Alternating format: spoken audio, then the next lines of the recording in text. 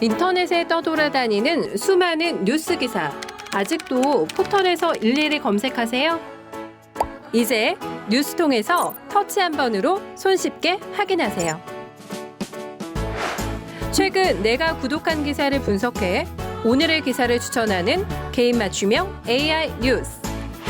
나만의 공간인 뉴스북에서 컨텐츠를 편집하고 이용자와도 활발한 소통이 가능합니다. 사진과 영상 자유롭게 이동하고 언론사 기자들이 실시간으로 업로드하는 동영상도 확인해보세요. 더욱 풍성하고 새로워진 뉴스통. 지금 바로 만나보세요. 안녕하십니까 여러분. 재간둥이 사이다 박준입니다. 자, 헌법재판 지금 탄핵 심판 선고일 아직까지 잡히고 있지 않는데요. 21일로 많은 언론기관 또 많은 분들이 예상을 하고 있는데 만약 21일 선고를 한다면 오늘 정도에 또 고지가 될 가능성이 있습니다. 또 어제까지 헌법재판소 평의가 또 진행됐다고 하고요. 평의 이후에도 판결도 있고, 자, 오늘 고지가 될 수 있을지 좀 지켜보기로 하겠습니다.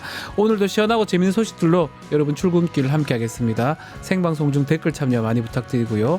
박준의 뉴스 인사이다 지금 바로 시작하겠습니다.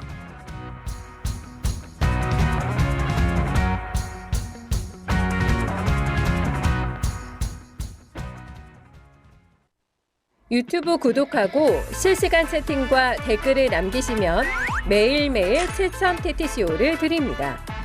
참여 방법은 통통물 어플을 다운로드하고 회원가입과 로그인을 해주세요. 마이페이지에서 나의 회원 고유 번호를 복사해주세요. 유튜브 구독 후 실시간 채팅이나 댓글창에 고유 번호를 한 번만 입력하면 준비 끝! 지금 유튜브 채팅과 댓글 쓰기 참여하고 7000TTCO 받아가세요. 돈 버는 퀴즈쇼 증권 통파스. 퀴즈를 풀면 최대 100만 원 상당의 보상을 드려요. 탈락해도 걱정은 NO. 친구를 초대해도 코인을 드립니다. 친구는 3,000원, 나는 2,000원의 코인을 무제한으로 드려요. 자세한 내용은 QR코드를 스캔해보세요. 상금의 주인공은 바로 당신! 바쁜 아침 오늘 꼬가리를 뉴스들 엄선해서 정리해드리겠습니다. 듣기만 해도 이가 속 뉴스픽. 오늘도 전현주 뉴스토마토 기자와 함께하겠습니다. 안녕하세요. 네, 안녕하세요. 자, 이 뉴스부터 짚어봐야 될 것 같습니다. 군이 비상계엄을 앞두고 시체를 담는 종이관 대량 구매를 타진하고요. 또 시신을 임시 보관하는 이른바 영연백이라고 하는데 네. 영연백을 3,000개 이상 구매를 했다고요. 네, 어제 MBC 단독 보도에 따르면 지난해 8월 22일 2군단 사령부 소속 군무원은 서울의 종이관 제조업체에 연락을 했습니다. 네. 시신 이동 보관업체를 알아보고 있다면서 제작 소요 시간과 한 번에 몇 개까지 운송할 수 있냐 이렇게 물어봤는데요. 그러면서 3,000개가 필요하다면 어떻겠냐, 또 1,000개 구매하면 얼마냐 등 이렇게 꽤 구체적으로 질문을 했습니다. MBC에 따르면 군이 시신 처리를 위해서 민간 업체에서 관을 사들인 전례는 지난 5년간 없었고 또 창군 이래로도 한 번도 없을 거라는 게 군 관계자의 설명이었는데요. 연간 사망자가 100명도 안 되는 군에서 갑자기 1,000여 구에 달하는 시신 처리를 엄두에 둔 계획을 세웠다는 겁니다. 또 이뿐만이 아니라 육군은 실제로 시신을 임시 보관하는 이른바 영연백을 대량으로 사들였는데요. 늘 비슷한 수준을 유지하던 이 영연백은 12월에 평소 보유량의 2배 가까운 3,114개를 갑자기 구입을 했습니다. 또 기록을 확인해 본 결과 2021년 이후에 육군이 이렇게 많은 영연백을 보유한 적은 없었습니다. 자, 영연백이 평소보다 확 늘어난 게 지난 12월입니다. 작년 12월. 비상계엄 전후에서 뭔가 대규모 시신 발생, 이걸 염두에 둔 거 아니냐, 이런 어떤 의혹이 제기됩니다. 네, 기억을 좀 되짚어보면 노상원 전 정보사령관의 수첩에는 이재명 민주당 대표와 문재인 전 대통령 또 이준석 의원 등을 이 A급 수거 대상으로 수거 분류를 대상. 했었는데요. 네. 그 수첩에는 500여 명 수집이라면서 차수별로 수거 계획이 나눠져 있었고 체포 대상을 분류해 두기도 했었습니다. 이 체포 후에 보낼 장소로 이 연평도와 제주도를 지목하면서 이송중 사고, 수용시설 폭파, 또 외부 침투 후 사살 이와 같이 이 살해 시도까지 암시하는 표현까지 이 수첩에 담겨 있었는데요. 네. 수집소 중 한 곳에는 이 오음리도 포함이 돼 있었습니다. 근데 또 공교롭게도 강원도 화천 오음리에는 이 앞서 이 종이관을 문의했던 이군단 산하 702 특공연대가 있었는데요. 이군단은 이 종이관을 문의한 이유에 대해서 지난해 을지자유의 방패 훈련 중에 전시 사망자 처리에 대한 아이디어 차원으로 논의했다. 그런데 실효성이 없어서 중단한 계획이다. 이렇게 해명을 내놨습니다. 또 육군이 영양백을 늘린 것에 대해서는 2022년 합참의 비축 계획에 따른 것으로 비상계엄과는 무관하다. 이런 입장을 밝혔습니다. 그럼에도 납득하기 어렵습니다. 1년에 군에 뭐 사망자가 100여 건이 되지 않습니다. 뭐 자살, 타살은 아니죠. 뭐 변사 뭐 등등. 그래서 영연이 크게 필요가 없어요. 네. 그러면 결국은 대규모 전투라든지 아니면 대규모 뭐 비상 상황 그런 것들이 있을 때 영연이 필요한 거지. 그리고 군 병원들에 다 영연 시설들이 또 있습니다. 그래서 사실은 납득하기 어려운 상황이고 이것도 사실 다 파봐야 될 것 같아요. 내용을 좀 매우 좀 심각하고 그럼 결국은 대규모 시신 발생하면 시신 처리를 하려고 3,000개씩이나 했는 거 아니냐. 어마무시한 생각이죠. 어마나 많죠. 아니면 특히 외환제 이렇게 해서 전투 같은 게 만들어져서 대규모 시신이 발생한다고 예상하고 한 거잖아요. 심각한 문제로 보입니다. 자, 또 미국이 지정하는 민간 국가 명단에 들어가면서 논란이 계속되고 있는데 그럼에도 불구하고 왜 정부가 이렇게 미국이 지정했다는 것 자체를 왜 파악조차 못했던 것 같아요. 네, 외교부는 이 한국이 미국 정부의 민감 국가에 오른 건 에너지부 산하연구소에 대한 보안 관련 문제다 이렇게 설명을 했습니다. 그러면서 외교부는 외교 정책상 문제는 아니다라는 점을 굉장히 강조했는데요. 해당 발언은 이 윤석열 씨가 주장했던 한국 내 독자 핵 무장론이 영향을 미치지 않았다라는 점을 적극적으로 내세우면서 이에 따른 파장을 좀 줄이려는 의도로 해석이 됩니다. 하지만 여전히 외교부는 어떤 보안 관련 문제인지 등 구체적인 내용은 파악하지 못하고 있는 상황인데요. 일각에서는 2023년 10월부터 지난해 3월 사이에 발생한 이 아이다호 국립연구소 직원이 수출 통제 대상 정보를 가지고 한국행 비행기에 오르려고 했던 사건 때문이 아니냐 이런 추측도 나오고 있습니다. 하지만 외교부 관계자는 이 미국 측으로부터 구체적인 사례는 듣지 못했다 이렇게 말을 했는데요. 조태열 외교부 장관은 지난주 미국 측으로부터 정확한 경위를 파악해서 적극적으로 대응하겠다라고 했는데 정작 미 에너지부 측은 명확한 이유를 밝히는데 협조적이지 않았던 것으로 보입니다. 네. 자, 이런 와중에 관계 부처 간의 엇박자도 있고 서로 떠넘기 하는 그런 모양새입니다. 네, 올해 미국 에너지부 산하연구소와 이 120억 원 규모의 공동 연구를 진행하고 있는 과기정통부는 이 논란이 된 보안 문제가 구체적으로 뭔지도 파악하지 못하고 있습니다. 네. 과기정통부는 미국 측으로부터 한반도 보안 관련 문제를 들은 적이 없다라는 입장을 내놨는데요. 산업부 역시 이 내용은 외교부가 주무부처라면서 선을 긋는 모습만 보이고 있습니다. 네. 사실 이 민감국가 지정은 최근 일이 아니라 이미 지정된 지도 2달이 다 되어가는 시점인데요. 2달이 되도록 상황 파악이 제대로 되지 않고 있는 겁니다. 미국 내 전문가들은 이번 사태의 배경으로 이 한국 내 여권 인사들의 자체 핵 무장론이 가장 큰 이유일 것이다 이렇게 꼽고 있는데요. 실제로 윤석열 씨는 취임 뒤에 자체 핵 보유도 가능하다라는 발언을 반복했고 이에 미국이 깜짝 놀라서 워싱턴 선언에서 윤 씨에게 핵 비확산을 준수하겠다라는 약속을 받아낸 바 있습니다. 하지만 그 이후에도 윤 씨는 계속해서 재차 1년 안에 핵 무장을 할 수 있다라는 발언을 계속해서 이어갔고 미국 내에서 한국의 핵 무장에 대한 경계는 더 커졌다는 게 미국 내 전문가들의 분석입니다. 그나마 바이든 정부하고 윤석열 가장 그나마 잘했다고 할 수 있는 게 미국과의 어떤 동맹 관계 이 부분인데 그것도 알고 보니까 결국 미국이 못 믿어서 민간 국가를 이게 지금 지정한 게 아닙니다. 바이든 때 우리 정부를 우리 국가를 그렇게 지정한 거 그것도 좀 놀라운 것 같아요. 민간 국가 지정에 이어서 지금 트럼프 행정부가 대규모 무역 적자를 보고 있는 대표적 국가로 우리 대한민국 지정을 했습니다. 네, 케빈 헤셋 미 백악관 국가경제위원장은 미국이 주로 적자를 보는 국가들의 네. 한국을 콕 집어서 언급했습니다. 트럼프 2기 행정부가 이 한국을 주요 무역 적자국으로 공식적으로 언급한 건 이번이 처음인데요. 무역 적자 이유로는 비관세 장벽과 높은 관세를 가지고 있어서 한국에서는 미국 기업들이 경쟁하기 어렵다라는 이유를 들었습니다.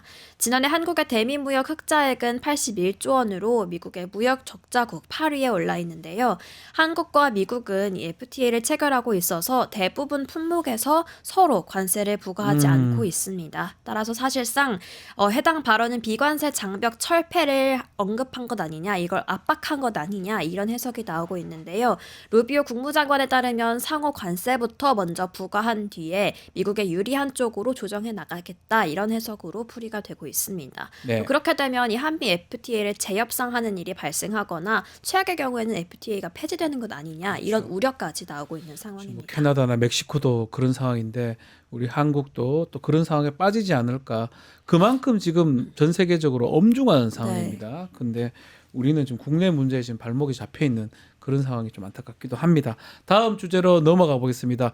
어제 헌법재판소에서 박성재 법무부 장관의 탄핵 심판 변론기일이 있었는데 한 차례 변론기일 잡고 또 어제 변론 종결을 해버렸어요. 네, 이 박성재 법무장관이 탄핵 소추된 지 96일 만에 첫 변론기일이 어제 열렸는데요. 국회 측은 박 장관이 12.3 비상계엄 선포에 적극 반대하지 않았고 또 방조를 했고 계엄 이튿날 김주현 민정수석 또 이상민 당시 행안부 장관 등과 함께 삼청동 안가에서 내란 후속 조치를 논의했다 이렇게 주장을 했습니다.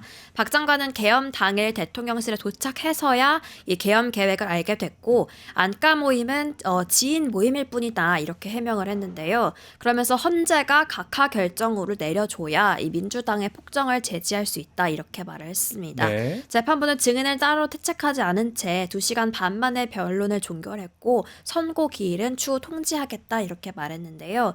이로써 현재 헌법재판에 계류 중인 탄핵 심판은 윤석열, 한덕수 국무총리, 조지호 경찰총장 등 총 4건인데 현재 조지호 청장을 제외하고는 변론 기일이 모두 종결된 상태입니다. 네, 저 박성재 법무부 장관 어제 2시간 변론을 하고 이 변론 종결 이후에 4시 반부터 또 윤석열 탄핵 심판 평일을 또 진행을 했다면서요? 네, 말씀하신 것처럼 박 장관의 변론 일정은 오후 4시가 좀 넘어서 끝이 났고 재판관은 곧바로 4시 반부터 이 윤석열 씨에 대한 평일을 진행을 했습니다. 현재도 계속해서 속도를 내고는 있는 모습인데요.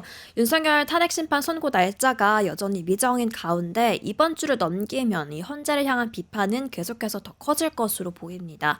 또 이 헌재가 국가적 혼란을 방치하고 있다 이런 비판을 피하기 어려워 보이는데 현재까지 가장 유력한 일정은 앞서 오늘 아침에도 말씀해 주신 것처럼 오늘 중으로 선거 일정에 대해서 공지를 하고 금요일인 오는 21일에 선고하는 방안입니다. 다만 아직까지도 이 탄핵 인용과 기각을 놓고 재판관들이 표결을 하지는 않은 것으로 전해져서 여전히 21일도 예정이다라는 점 말씀드립니다. 계속적으로 뭐 여러 가지 밭글들이 돌고 있어요. 뭐 몇 분이 5대3이다, 4대4다, 뭐 각하다 얘기를 하고 있는데 실제로는 보안이 철저하기 때문에 전에 박근혜 때도 그랬고 이게 밖에 나올 일은 사실 없을 것 같습니다.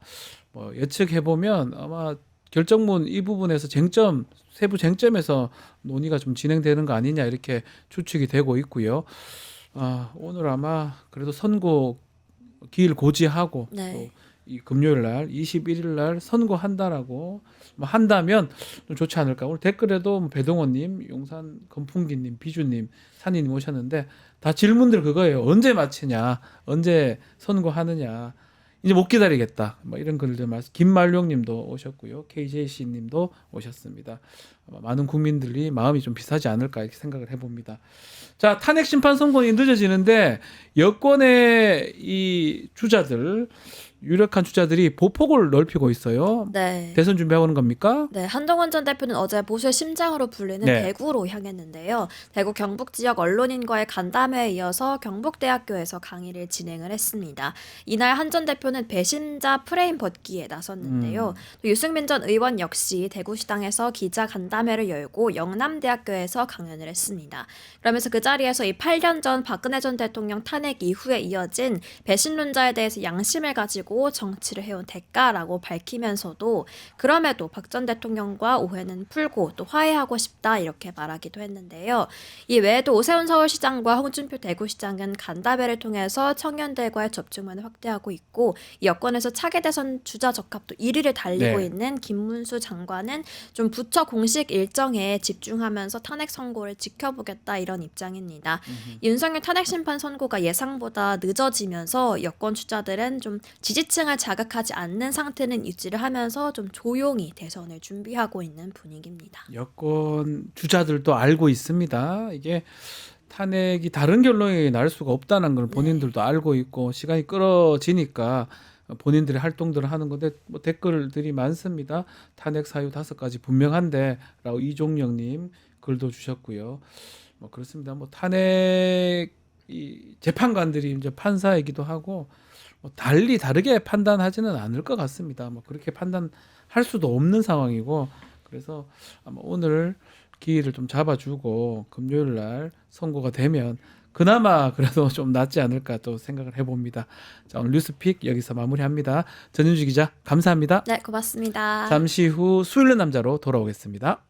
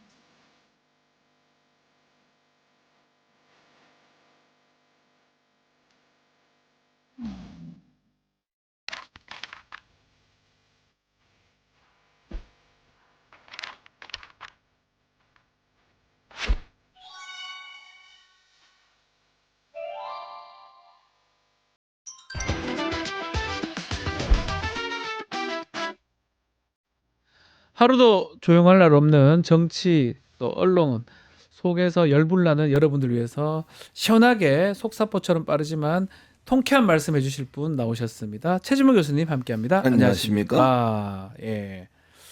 자, 수요일 남자 우리 네. 최진모 교수님. 예. 이번 한 주 동안 우리 교수님을 화나게 한 이슈 어떤 게 있을까요? 뭐 어떻게 해서 많죠. 너무 많아. 너무 많아요. 그런데 예. 정말 화나는 건 네. 어제 최상목이 네. 최상목 아시죠? 네. 권한대행이라고 네. 그 사람이 국무회의를 하는 자리에서 발언한 내용이 있습니다. 아, 어떤 거죠? 어떤 내용이냐면 헌재가 어떤 결정을 하든 그 결정에 대해서는 승복해야 됩니다. 혼란을 최소화하기 위해서 승복하기 바랍니다. 국민들에게 예. 승복하기를 간절히 요청드립니다. 딜레마 본인은 왜 안 따르고요? 내 말이 그 말이에요. 지금 예. 아니 국민들한테 대국민으로 대행이라고 앉아가지고 승복하라고 얘기하면 자기는 너나 잘하세요. 너나 아니 최상목은 지금 헌재에서 위원이라고 밝혔잖아요. 망은혁 개판관 임명하라고 예. 임명 안 하고 있잖아. 그리고 뭐라 그랬습니까 또 엊그제인가 뭐 특검법 네. 특검법 거부하면서 뭐라 그랬죠? 위헌적 요소가 있을까 하는데 어처구니가 없습니다. 본인은 위헌적 행동을 하면서 그런 얘기를 입에 달고 살아요. 입에 달고 살아. 너나 잘하세요 진짜로. 자기는 지키지 않으면 남한테 지키라는 게 말이 됩니까? 이런 논리가 어디 있어요 세상에. 왜 저러는 겁니까? 몰라요 내가 어떻게 알아요. 화내지 마시고요. 화가 잔뜩 나셨네요. 화가 나잖아요. 아니 박지원 이해가- 변호사 이런 이해가 얘기 안 들으면 됩니다. 화가 납니까 안 돼? 법조인으로서 이해가 안 됩니다. 이해가 안 되죠. 이해가 전혀 안 됩니다, 사실은. 이해가 아니 그러니까 아니 무슨 이게 자기가 주장하는 주장을 너무 뻔뻔하잖아요. 네. 내가 그럼 예를 들면 법을 지키면서 헌법을 잘 지키면서 헌법 지키세요. 헌재가 어떤 결정을 하든 혼란 일으키면 안 됩니다. 이렇게 얘기하면 아 그래 맞다 이러지만 자기는 안 지켜 뻔뻔하게 나는 안 지켜. 나는 지킬 거야. 나는 안 지킬 거야 하면서 국민들한테는 그렇게 하셔야 됩니다. 이게 무슨 설득력이 있냐고요 대체. 뭐 하는 사람이에요 이 사람. 아니, 그나저나 뭐 최상목 대행은 네. 또 헌재에서 만약에 윤석열 파면 결정 난다, 예. 그걸 존중 수용해 달라 이 얘기를 한 겁니까? 그렇죠. 그 얘기를 한 거예요. 그러면 그나마 또 그건 또 나은 편. 근데 나은 그것도 이제 편이네요. 박제해라 돼. 왜냐면 네. 자기는 안 지키면서 그 얘기를 한 사람이니까 이 얘기를 하고도 안 지킬 수가 있어요. 안 지킬 수 제일 있으니까. 걱정되는 거 요즘 네. 뭐 물론 한간에 떠도는 얘기지만 헌재에서 만약에 윤석열 파면을 결정해도 선거일을 차일피일 미루면 지정하지 그런 않을 수 얘기가 있다. 있었어요. 그거 뉴스타파 지금 보도. 본인이 네. 그렇게 자기 입으로 그래서 박제해놓고 근데 저는 본인도 지금 안 지키고 또 안 지킬 수도 있다고. 더 네. 황당한 건 그렇게 하니까 뭐라 그래 국민의힘에서는 잘한다고 계속 그렇게 해도 된다. 마은혁 재판관 임명 안 해도 괜찮다. 그렇게 네. 버티면 된다. 누구 편이야 대체? 대행이라는 인간이 네. 아니 어느 한쪽의 정당의 말만 들으면 되겠어요? 지금까지 거부권 행사한 거 다 국민의힘에서 건의했잖아요. 그래서 다 받아들인 거 아니에요? 논리도 다 국민의힘이 얘기한 논리 갖고 해요 지금. 논리도 뭐 그렇게 많지 않아요. 그냥 대충 하는 위헌이라니 위헌적 요소가 있으면 본인이나 위헌적 행동을 하지 말라고요. 진짜 화나네.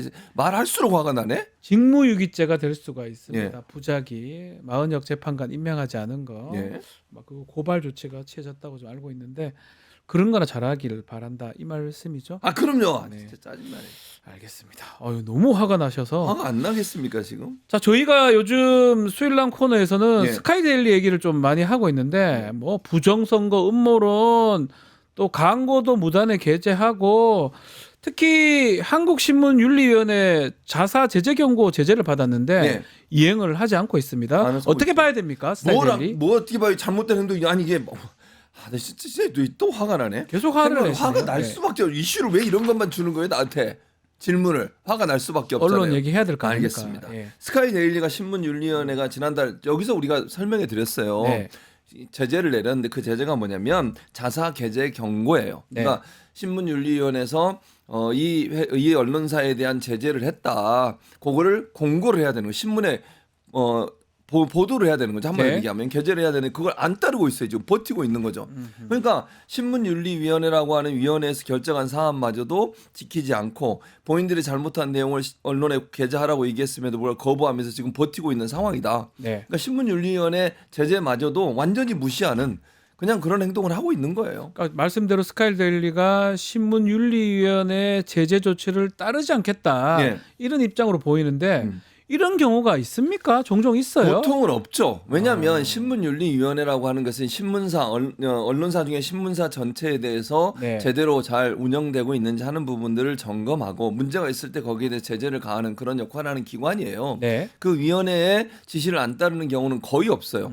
제가 기억하기로는 없어요. 그러니까 스카이데일리가 저는 뭐 물론 제가 기억하지 못하는 부분이 있을 수 있지만 그 흔하지도 않은 일이고요. 네. 보통 예를 들면 박지훈 변호사가 신문사 운영하는데 신문윤리위원회에서 이거 제재한다. 근데 그걸 안 따르겠습니까? 따르죠. 대부분 저는 다 따릅니다. 따르겠죠. 예. 아니, 그 대부분의 언론사들은 따라요 그거를. 왜냐하면 그건 공통으로 그렇게 하기로 약속을 해놓은 거 아닙니까? 네네네. 근데 그걸 지키지 않은 것 자체가 문제라고 볼 수 있는 거죠. 자 이렇게 신문윤리 제재까지 받은 매체인데 광주 서구청 또 광주 교육청 이 스카이데일리의 광고를 집행한 것으로 드러났습니다.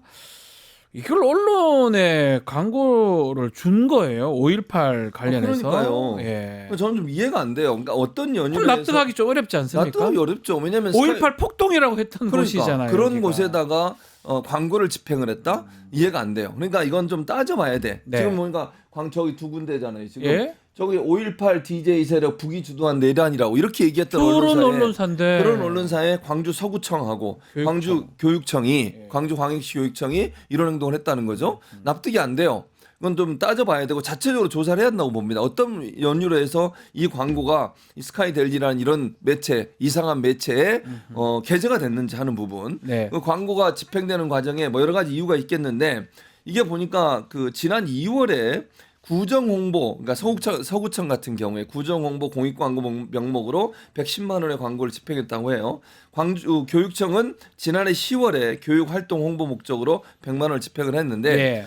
이게 모르겠어요. 그러니까 확인을 해봤다고 제가 전제를 드렸는데 네. 정부 광고는 집행을 대행하는 곳이 어딘 줄 아십니까? 언론진흥재단입니다. 아. 근데 언론진흥재단은 이사회 구성이 윤석열 정부 바뀐 뒤에 보수적 성향의 사람들로 바뀌었어요. 네. 그러니까 보통은 이제 문체부 소속이거든요. 문체부 소관부서거든요. 네. 그러니까 문체부 장관이 임명을 하게 돼 있기 때문에 임명이라기보다는 어떤 관여를 할 수 있는 영향력이 있기 때문에 정권 바뀔 때마다 그 정권에 가까운 사람들이 가요. 네. 제가 알기로 지금 이사장이 예전에 그 방통위원도 했었고 그 다음에 이명박 때 정무수석을 했던 뭐 김효재, 네, 김효재라고 씨. 들어보셨죠? 네, 알죠. 예. 네, 그분이 하는 걸로 알고 있거든요. 근데 그분 같은 경우도 잘 아시지만 친정부적이잖아요. 네. 보수적 성향의 인사잖아요.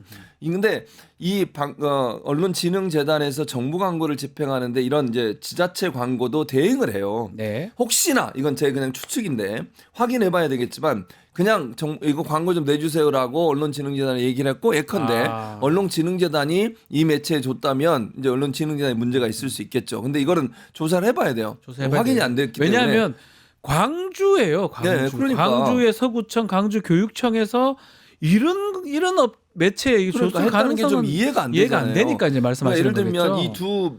이 서구청이든 아니면 네. 이 광주시 교육청, 광주광역시 교육청이든 어느 매체를 찍어서 한 건지 아니면 이렇게 광고를 해주세요, 홍보를 해주세요라고 재단에 요청을 했는데 재단에서 이런데 넘겼는지 그렇죠. 이거는 확인이 필요하다는 거예요. 언론진흥재단에서 예, 본인들이 한 한 건지 것인지 그건 잘 이거는 모르겠어요. 확인을 제가. 좀 해야 된다. 예. 그만큼 스카이데일리 문제가 지금 많은 매체인데 또 주목해야 될 게 예. 국민의힘이 이 해당 매체의 기사를 인용해서 보도 자료를 지금 배포한다는 거예요. 이것도 그러니까요. 문제가 되는 거 아닙니까? 아니 문제가 되죠 당연히. 아니 사실관계 확인도 안 하고 네. 이런 제 생각엔 스카이델리는 극우적 매체라고 보는데 지금 보세요. 네. 국민의힘 보도자료 낸 거예요. 보도자료 내용 보면 중국 정보 수집기관 신화통신이라는 게 중국의 통신사인데요. 통신사는 이제 언론사에 뉴스를 제공하는 그런 역할을 하는 그런 기관인데 비밀 회동을 했다. 이재명 대표가 제정신인가 이렇게 보도자를 냈어요. 그걸 바로 내면 어떡하면 근데 확인도 안 하고. 확인을 안 하고 그러니까 저 내용을 보도자를 내면서 인용했던 게 스카이데일리예요. 스카이데일리고. 근데 스카이데일리는 제대로 보도를 안 하고 이재명 대표를 공격하기 위해서 지난 1월 8일 날 이재명 대표가 한 카페 같은 데를 좀 임대를 해서 외국 언론사들과 인터뷰를 했어요. 네. 근데 그 언론사들 인터뷰한 그 대상에는 영국 언론사, 미국 언론사, 일본 언론사, 중국 언론사가 있었어. 네. 근데 그 중에 중국 언론사 있었다고 다른 언론사는 다 빼고 중국 언론사만 인터뷰를 했다. 이렇게 얘기를 한 거예요. 다른 나라도 있었잖아요. 아, 미국도 있었죠. 있고, 영국도 있었고 영국과 미국 그러니까 유럽 쪽의 언론사들이 훨씬 많았어요. 그러니까요. 서구 언론사들이. 네. 근데 중국 언론사가 있었다는 이유로 그 언론사하고만 한 것처럼 이렇게 보도를 냈어. 그러면 보도가 이렇게 나왔다 하더라도 실제 공당이잖아요. 국민의힘은 공당에서 보도자를 낼 때는 사실관계 확인해 봐야잖아요. 진짜 그런 건지. 해야죠. 언론사에서 보도했다고 다 맞아. 특히 스카이데일리 같은 곳에서는 사실과 다른 내용도 막 보도를 하잖아요. 자기들 네네. 맘대로. 네. 선관위에서 99명이 뭐 잡혔고 어쩌고 저쩌고 뭐 미군도 다 알고 있고 이런 얘기까지 했잖아요. 말도 안 되는 얘기. 그런 얘기를 하는 언론사의 그 매체의 내용을 인용해가지고 이런 보도자를 낸다는 게 말이 되냐고요. 저는 이게 과실이 아니고 고의적으로 이러는 거 아닌가요? 그럴 수 있다고 봐요. 스카이데일리에서 이상한 기사 내더라도 본인들의 정치적 이익이 있으니까 또 야당을 공격한 수단이 되니까 예. 확인 안 하고 아니면 확인했지만 아이고 어차피 냈으니까 이런 가능성도 있는 거잖아요. 그리고 면피도 된다고 면피도 생각해. 되고요. 뭐 저희는 그냥 스카이데일리 믿었어요. 이러면 예? 끝이잖아요. 이게 또. 나쁜 거예요. 근데 이거는 말이 안 되는 거야. 예. 공당이라고 하면 아무리 언론사에서 그것도 이거 극우적인 언론사라고 보여지는데 이 언론사에서 보도한 내용을 그대로 인용해서 얘기한다고요? 그건 말이 안 되는 거죠. 확인하고 확인해야죠. 당연하죠. 자, 이 문제가 되는데 스카이데일리 뭐 얘기긴 합니다. 이 KBS 추적 60분에서 스카이데일리 다뤘는데 취재원으로 알려졌던 캡틴 코리아 안병희 씨. 네. 안병희가 이런 얘기를 하네요. 모든 사람이 저한테 속은 것입니다.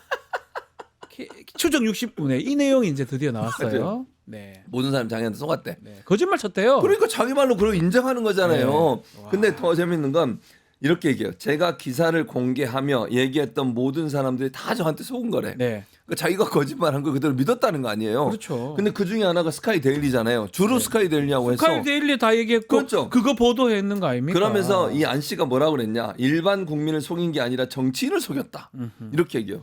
실제 방송에서 안 씨, 그러니까 안병희 씨하고 사진 찍은 정치인들 누군지 이름 들려드릴게요. 네. 김민전, 김민전. 잘 아시죠? 네. 나경원, 네. 민경욱, 황교안 다 선거 부정을 얘기하는 사람들이야. 그렇죠. 부정선거 얘기했던 사람들 이 사람과 사진 찍고 저 눈은 왜 나오네요. 저 사진이죠 지금. 다 나오네요. 황교안. 예. 아까 앞에는 나갔었죠. 제가 여기 안 보고 있어가지고 어쨌든 이런 사람과 사진 찍은 사람이 자랑스럽게 정치인들이 자기 말에 속았다는 거야. 네.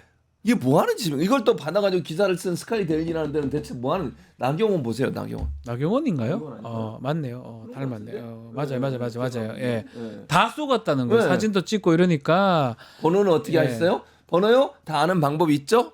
뭐 하는 겁니까? 대체? 그러니까요. 그러니까 이런 식으로 정말 다른 사람을 속이기 위해서 자기 신분도 속이고 이런데 이런 사람을 정보원으로 해서 기사를 써요? 취재원으로 해서 기사를 쓰냐고요. 그러니까. 대체 이런 매체가 제대로 된 매체인지 모르겠어요. 네.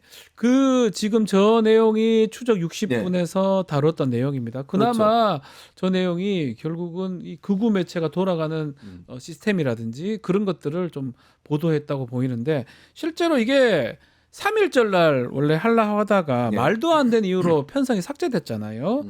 아직까지 KBS가 이게 결방을 하고 나중에 틀었어요. 예. 3.1절 틀었으면 더 좋았을 건데 이 이유는 해명하지 못하는 것 같습니다. 그렇죠. 해명하지 못하고 있죠. 그러니까 네. 이유가 없으니까 해명을 할 수가 없는 저게 거예요. 불안했던 거예요. 그렇지. 3.1절에 집회도 좀 해야 되는데 캡틴 코리안가 저 사람 나와가지고 예. 오 쏘갔지롱 이거 얘기하면 다 난리가 나니까 KBS에서 막았던 거 아니냐. 막았던 거죠. 그러니까 아. 이 막았던 거를 사실대로 얘기하면 안 되니까 할 말이 없는 거예요. 네네네. 할 말이 없을 때 사람이 이제 입을 닫는 거죠 결국은. 네. 말을 안 하는 상황인데 더 황당한 게 뭔지 아세요? 네. 양상훈이라는 사람. 양상훈이 조선일보 주필 주필이에요. 아닌가요? 주필 네. 맞아요. 네. 조선일보 주필인데 최근 칼럼을 썼는데 뭐라고 쓴 줄 아세요?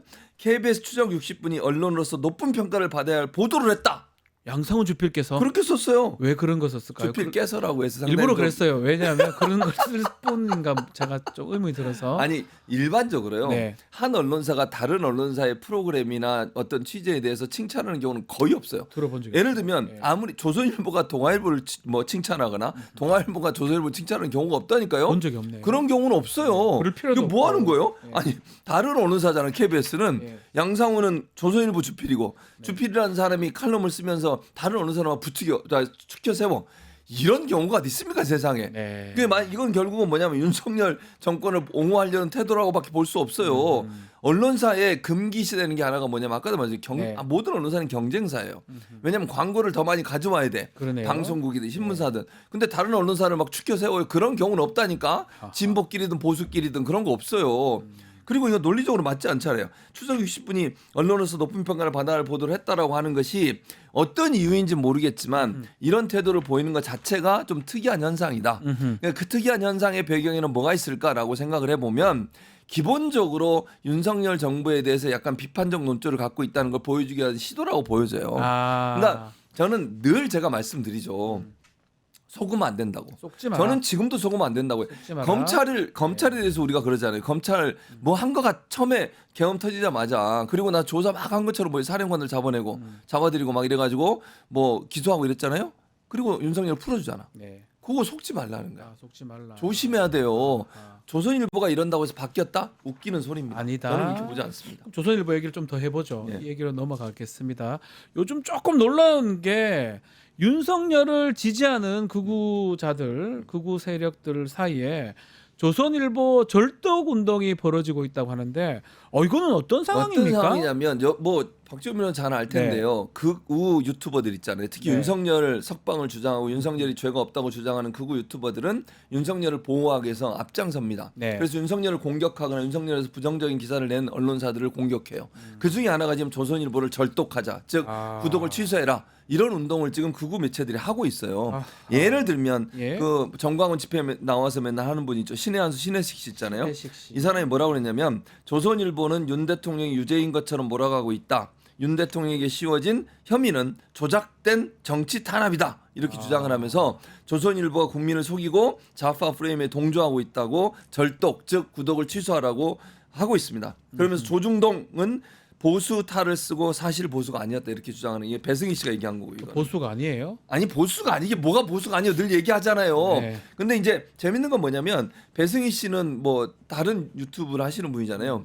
그 본인 잘리고 들어간 분 아닙니까? 예전에 그분도 YTN. 잘렸더라고요 그 사이에. 예, 저도 이분이 잘렸지만. 이 배승희 씨가 뭐라 그랬냐면 네. 윤석열 대통령에게 자중하라는 조중동, 이준석 띄우고 한동훈 띄우고 윤석열 끌어내리기 앞장선 사람들. 그러니까 이거는 그러니까 어느 정도 맞는 얘기예요. 그러니까 맞는 얘기란 말은 무슨 말이냐면 조중동 입장에서는 윤석열을 계속 끌고 가는 것이 맞느냐 하는 부분에 대한 의문이 생기는 것이고 네. 윤석열이 빨리 파면되고 새로운 정권이 들어서는 과정에 그러면 이재명 대표나 민주당의 후보가 되길 바라겠어요? 그건 아니에요. 그렇죠. 그럼 누군가 다른 사람을 지지해야 되잖아요. 그런 차원에서 본다면 조중동은 이게 연착륙을 하고 싶은 거야.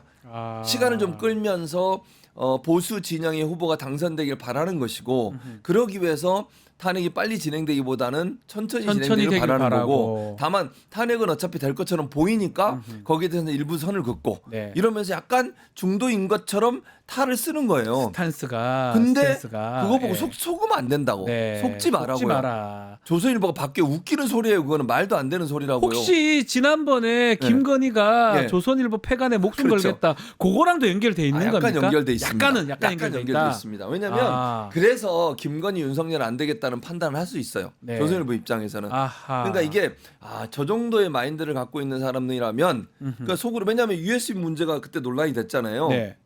남상권 변호사 아시죠? 남상권 남상권 예. 지금 명태균 예. 변호사잖아요. 그렇죠. 이 사람이 뭐라 그러냐면 예. 녹취를 들어보면 지네 말 듣게끔 하고라는 대목이 있다는 거예요. 그렇게 돼 있잖아요. 예. 그러니까 조선일보가 그렇게 했다고 김건희가 얘기하잖아요. 네. 그러니까 이게 바로 조선일보가 이 USB를 가지고 뭔가 작업을 하려고 했던 거 아닌가 이런 의문이 드는 거 아닙니까? 그래서 이런 반감을 갖고 있는 만약에요 그 김건희의 말대로 우리가 생각해 보면 계엄이 만약에 성공했다면 조선일보 어떻게 됐겠어요? 폐간됩니다. 폐간될 수도 있었겠죠. 왜냐하면 진짜로. 김건희가 그랬잖아요. 목숨을 폐간시켜- 걸었다고 왜 폐간하겠다고. 하니까. 그러니까 그런 부분도 영향을 미쳤을 거예요. 그렇다고 그러면 조선일보가 정신을 차리고 제대로 된 언론이 되느냐? 웃기는 소리다.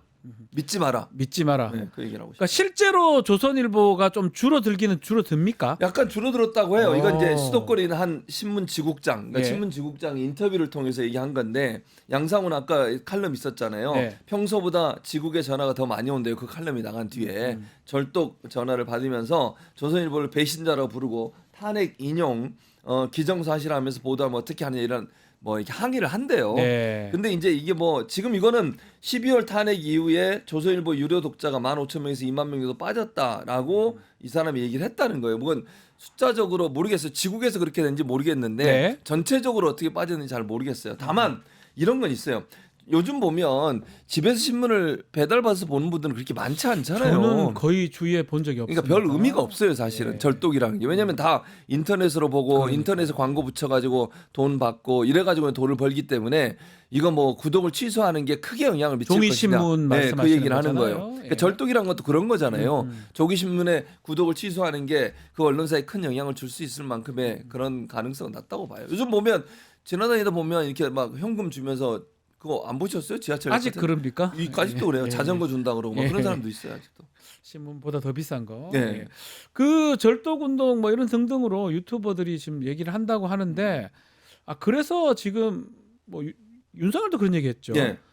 조중동 보지 말고 유튜브 봐라 그렇게 이렇게 얘기하죠. 했는데 앞으로 박근혜처럼 윤석열도 혹시 보수 유튜브에 출연할 가능성도 있을까요? 저는 탄핵 되기 전까지는 안 할 거라고 생각해요. 근데 만약에 탄핵이 되고 파면이 되는 경우 그러면 저는 출연할 수도 있다고 봅니다. 일반인이 되잖아요. 그러면 파면이 되면 예. 민간이 되는 거니까 그때는 출연해서 본인의 영향력을 최대한 이용해서 차기의 국민의힘 후보를 만들어내는데 영향력을 행사할 거라고 저는 봅니다. 그래야 유튜브에 본인이 출연한다. 예. 왜냐하면 자기가 미는 사람이 돼야 본인이 나중에라도 사면받을 수 있다는 꿈이라도 꾸잖아요. 그 가능성은 제로에 가깝지만 예. 국민의 후보가 당선될 가능성이 저는 거의 없다고 보기 때문에 근데 그런 꿈을 꾼다면 자기가 직접적으로 나서 정치 활동을 적극적으로 할 가능성은 충분히 있다고 봅니다. 저는. 결국은 딜레마 같긴 한데 역설적으로 예. 윤석열이하고 김건희가 조중동 시대를 끝내고 있는 그런 평가도 상황일 수도 있어요. 네. 이 언론학자로서 이건 어떻게 보고 근데 계십니까? 저는 예. 조중동이 뭐 스탠스를 바꾼다거나 이거 아니라고 제가 몇 번을 말씀드렸어요. 절대 속으면 안 돼요. 네. 지금은 마치 본인들이 공정한 언론인 것처럼 태도를 보이고 이러지만 본색은 곧 드러납니다. 본색은 그러니까 드러날 윤석열, 것이다. 김건희는 더 이상 같이 갈 수 없구나 하는 판단이 들어서 예. 거리두기를 하는 것은 맞지만 그것이 그러면 조선일보가 그동안 보여왔던 이 그 편파적인 정치적으로 편파적인 모습을 바꾼다? 그건 절대로 일어날 수 있는 일이 아니에요. 아니다. 그러니까 절대 속으시면 안 되고 예. 조선일보 시대가 끝난다? 그것도 저는 믿지 않습니다. 왜냐하면 워낙 오랫동안 카르텔을 형성해 왔고요. 그다음에 조선일보라고 하는 언론사가 우리 사회에 여러 그러니까 그 권력자들 이런 사람들과 연관이 돼 있기 때문에 쉽게 무너지지 않아요. 네. 그러니까 이건 참 안타까운 일이긴 합니다만 하나의 권력이 돼버렸어요. 이미. 권력이 돼버렸다. 그 권력은 지속된다. 다만 우리가 그 권력을 최소화시키고 힘을 빼고 그들이 영향을 미치는 요소들을 줄일 수 있도록 만약에 차기 정부의 민주정부가 들어온다면 그런 부분들에 대한 제도적 장치를 마련할 필요가 있겠죠. 알겠습니다. 자, 마지막으로 이 얘기도 좀 해보겠습니다.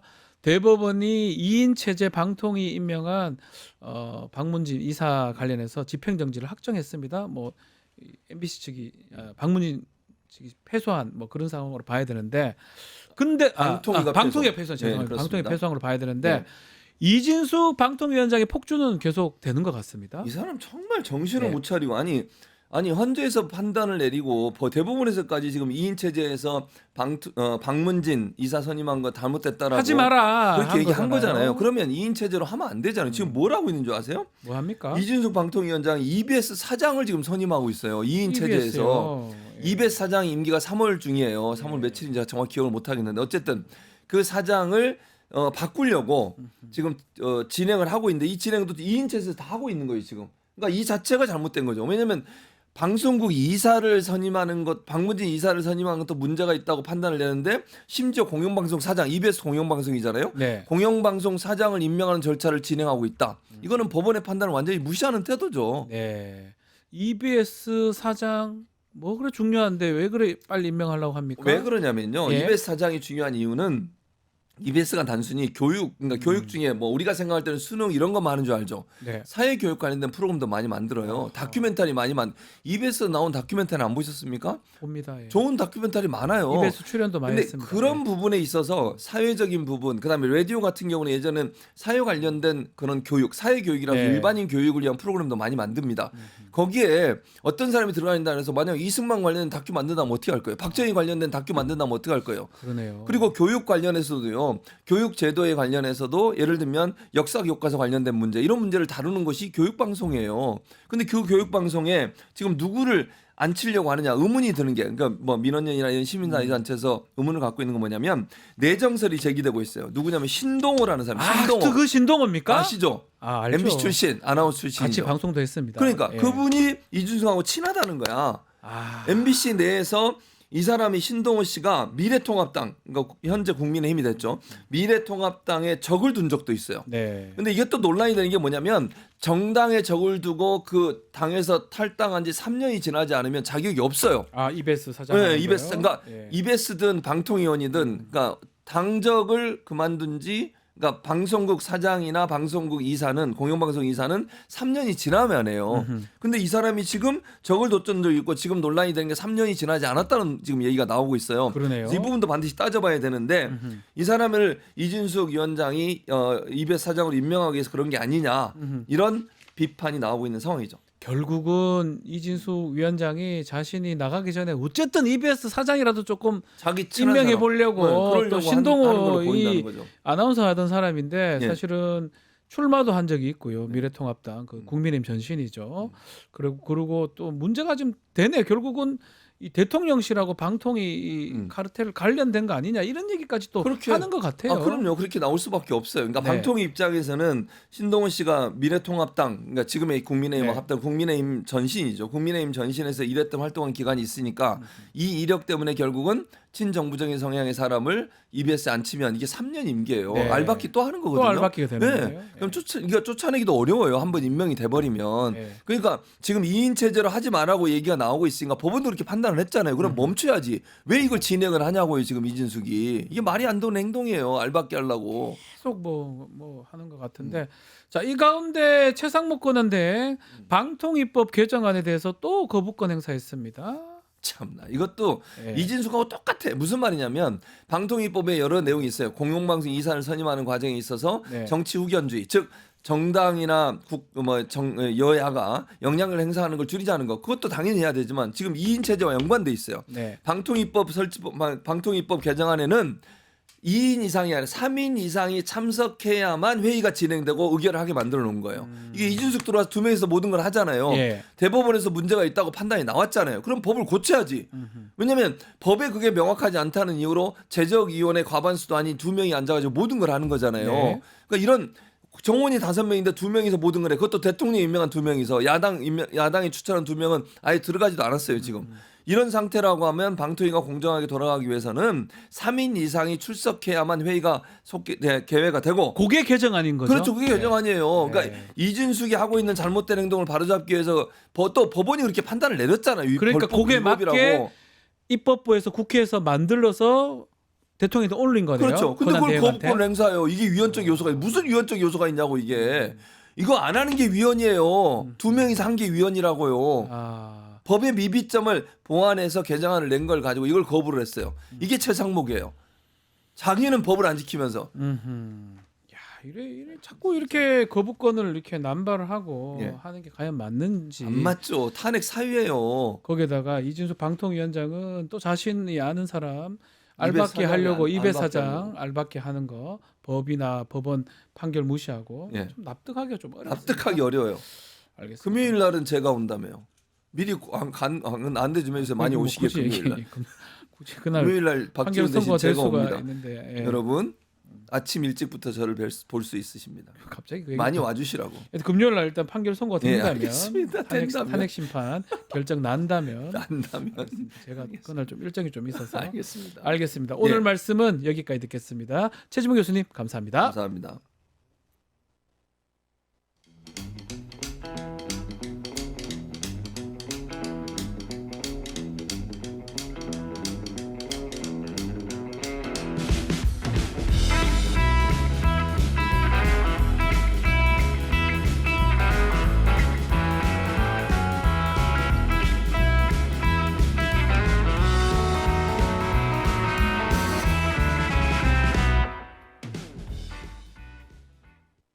국내 MTS의 선두주자 증권통.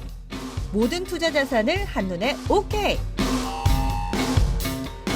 투자 고수의 거래 내역을 구독하고 주식 투자를 더 쉽게. 거슬리는 하단 광고도 로에드 가입하면 더 넓고 더 많아지는 나의 관심 종목들. 쉽고 빠른 주식 투자 증권통. 리서치 앱테크 아직 시작 안 하셨나요? 생각만 공유해도 리워드가 쌓이는 서치통. 지금 시작해보세요. 원아이디 로그인 후 패널 가입 시 약 3,000원 상당의 리워드 적립. 리서치에 참여하실 때마다 현금처럼 사용 가능한 PTR 적립. 내가 초대한 친구가 패널 가입을 할 때도 리워드 적립. 지금 바로 서치통에서 우리 지역, 우리나라의 사건, 사고들에 대한 리서치에 참여해주세요. 한 주간 뜨거웠던 이슈를 짚어보는 이슈 화합 시간입니다. 오늘도 김지호 민주당 경기도당 대변인 또 장유민 변호사 두 분 함께합니다. 안녕하십니까? 네, 안녕하세요. 네. 자, 검찰이 드디어 또 김성훈 경호차장에 대해서 구속영장 청구를 했습니다. 이제껏 3번 정도 구속영장 경찰 신청에 대해서 기각을 했다가 반려를 했다가 했던 것 같은데 뭐 이제서야 구속영장을 청구한 이유는 뭘까요? 장유민 변호사님. 일단 이 김성훈 차장에 대해서는 4번 반려했다고 하고 네. 이 부분과 관련해서 납득되지 않는 부분이 있죠. 인신 확보의 필요성은 증거인멸과 도주 우려가 있을 때 하는 건데 경찰이 여러 차례 왜냐하면 특수공무집행방해 적법한 법원의 영장에 기한 체포영장 집행을 막았어요. 그게 영상으로도 확인되고 이 내부에서는 정말 내부 제보가 쏟아지다시피 했었어요. 막았다. 그리고 뭐 비화품 관련해서는 서버를 관리하다 보니까 삭제하라고 했다. 이게 뭐 본인 말로는 2주가 지나면 다 삭제가 된다고 하지만 의도적 삭제를 한 경우와 네. 그렇지 않은 경우는 포렌식을 했을 때 그게 다르다는 거예요. 이런 정황인데 검찰 저는 합리적인 이유 못 들었습니다. 반려 계속할 때. 그냥 보안 수사가 필요했다. 보안 수사 필요해서 반려했다. 이게 여러 차례 거듭됐어요. 그러니까 고검의 영장 심의위까지 열렸던 거 아닙니까? 네. 그때 9명의 위원 중에 6명이 그 고검에서 다 선정한 사람들이에요. 법조인들이고. 이거 경찰 손을 들어준 거예요. 이례적이었죠. 왜냐하면 이 심의위원회가 열렸을 때 거의 전례가 없었거든요. 한 차례 정도 경찰 손 들어줬었거든요. 거의 처음 네, 봤어요. 네. 예. 그러니까 이거는 검찰 지금까지 했던 행태를 보면 등 떠밀려다시피 해서 한 거죠. 더는 영장 청구를 안 하면은 안 되겠다. 되겠다라는 식으로. 이게 또 검찰 조직의 민낯을 보여주는 하나의 또 사례로 기록될 것 세 같습니다. 번 정도 이렇게 반려 기각한 그런 상황인가 싶기도 하고 지금 장 변호사님 말씀처럼 그래도 이렇게 지금 한 거는 이제 이번에까지 그래 하면 문제가 되겠다 이렇게 판단했던 건가요? 검찰이 저는 김성훈 차장 경호차장에 대한 검찰의 태도를 두 가지 면에서 봐야 된다고 네. 생각합니다. 첫 번째는 뭐냐면은 김성훈 경호차장 대한민국 공권력을 정면으로 도전한 사람입니다. 예 맞아요. 아니 다 보셨잖아요. 다 봤습니다. 정말 그 총총 뭐 끊을 뻔했죠. 몇천 명의 경찰이 동원해가지고 체포영장을 집행하는데 정면으로 막아선 사람, 네. 기관당 총을 들고 경호관들이 설치게 한 사람, 그 사람 누굽니까? 그런데 검찰이 3번이나 구속을 미뤘다? 저는 이유가 있어서 구속영장을 반려했다고 생각하고요. 그럼 그 이유가 뭐냐? 뭔가 김성훈 경호처장이 구속되면 곤란한 사정이 검찰에게 있지 않았냐? 이런 합리적인 의심을 할 수 있고 네. 두 번째로는 왜 지금 그러면 구속영장을 집행하려고 이젠 또 왜 하려고 하냐? 예. 이제 김성훈을 구속해도 검찰은 안전하기 때문이 아니겠어요? 그러면 결론적으로 말하면은 김성훈 경호처장이 구속됐을 때 검찰에 뭔가 안 좋은 증거들을 경찰이나 공수처가 확보할 수 있기 때문에 그런 숱한 비난에도 불구하고 김성훈 경호차장에 대한 구속영장을 반려했고 네. 이제 어느 정도 증거인멸이 완료됐다고 확신하는 이 순간에 이제 됐다. 이제 김성훈 경호처장 뭐 구속돼도 우리는 안 다칠 수 있다는 확신이 있기 때문에 저는 구속영장을 신청했다. 그렇게 생각합니다. 좀 그렇습니다. 뭐 구속이 될지 안 될지는 법원 판단이니까 좀 기다려봐야 되겠지만 어쨌든 김성훈 차장이 구속되면 비하폰제를 계속해요. 경호처가 관리하고 있는 비하폰 접근이나 확보가 가능하기 때문에 또 지금 우리 김주호 대변인 말씀대로라면 그 비하폰 이제 없어졌으니까 구속시키라. 이렇게 해석하는 경우도 있는 것 같아요. 그걸 제일 걱정하시는 거죠. 너무 많은 시간을 검찰이 벌어줬어요. 이 차장한테.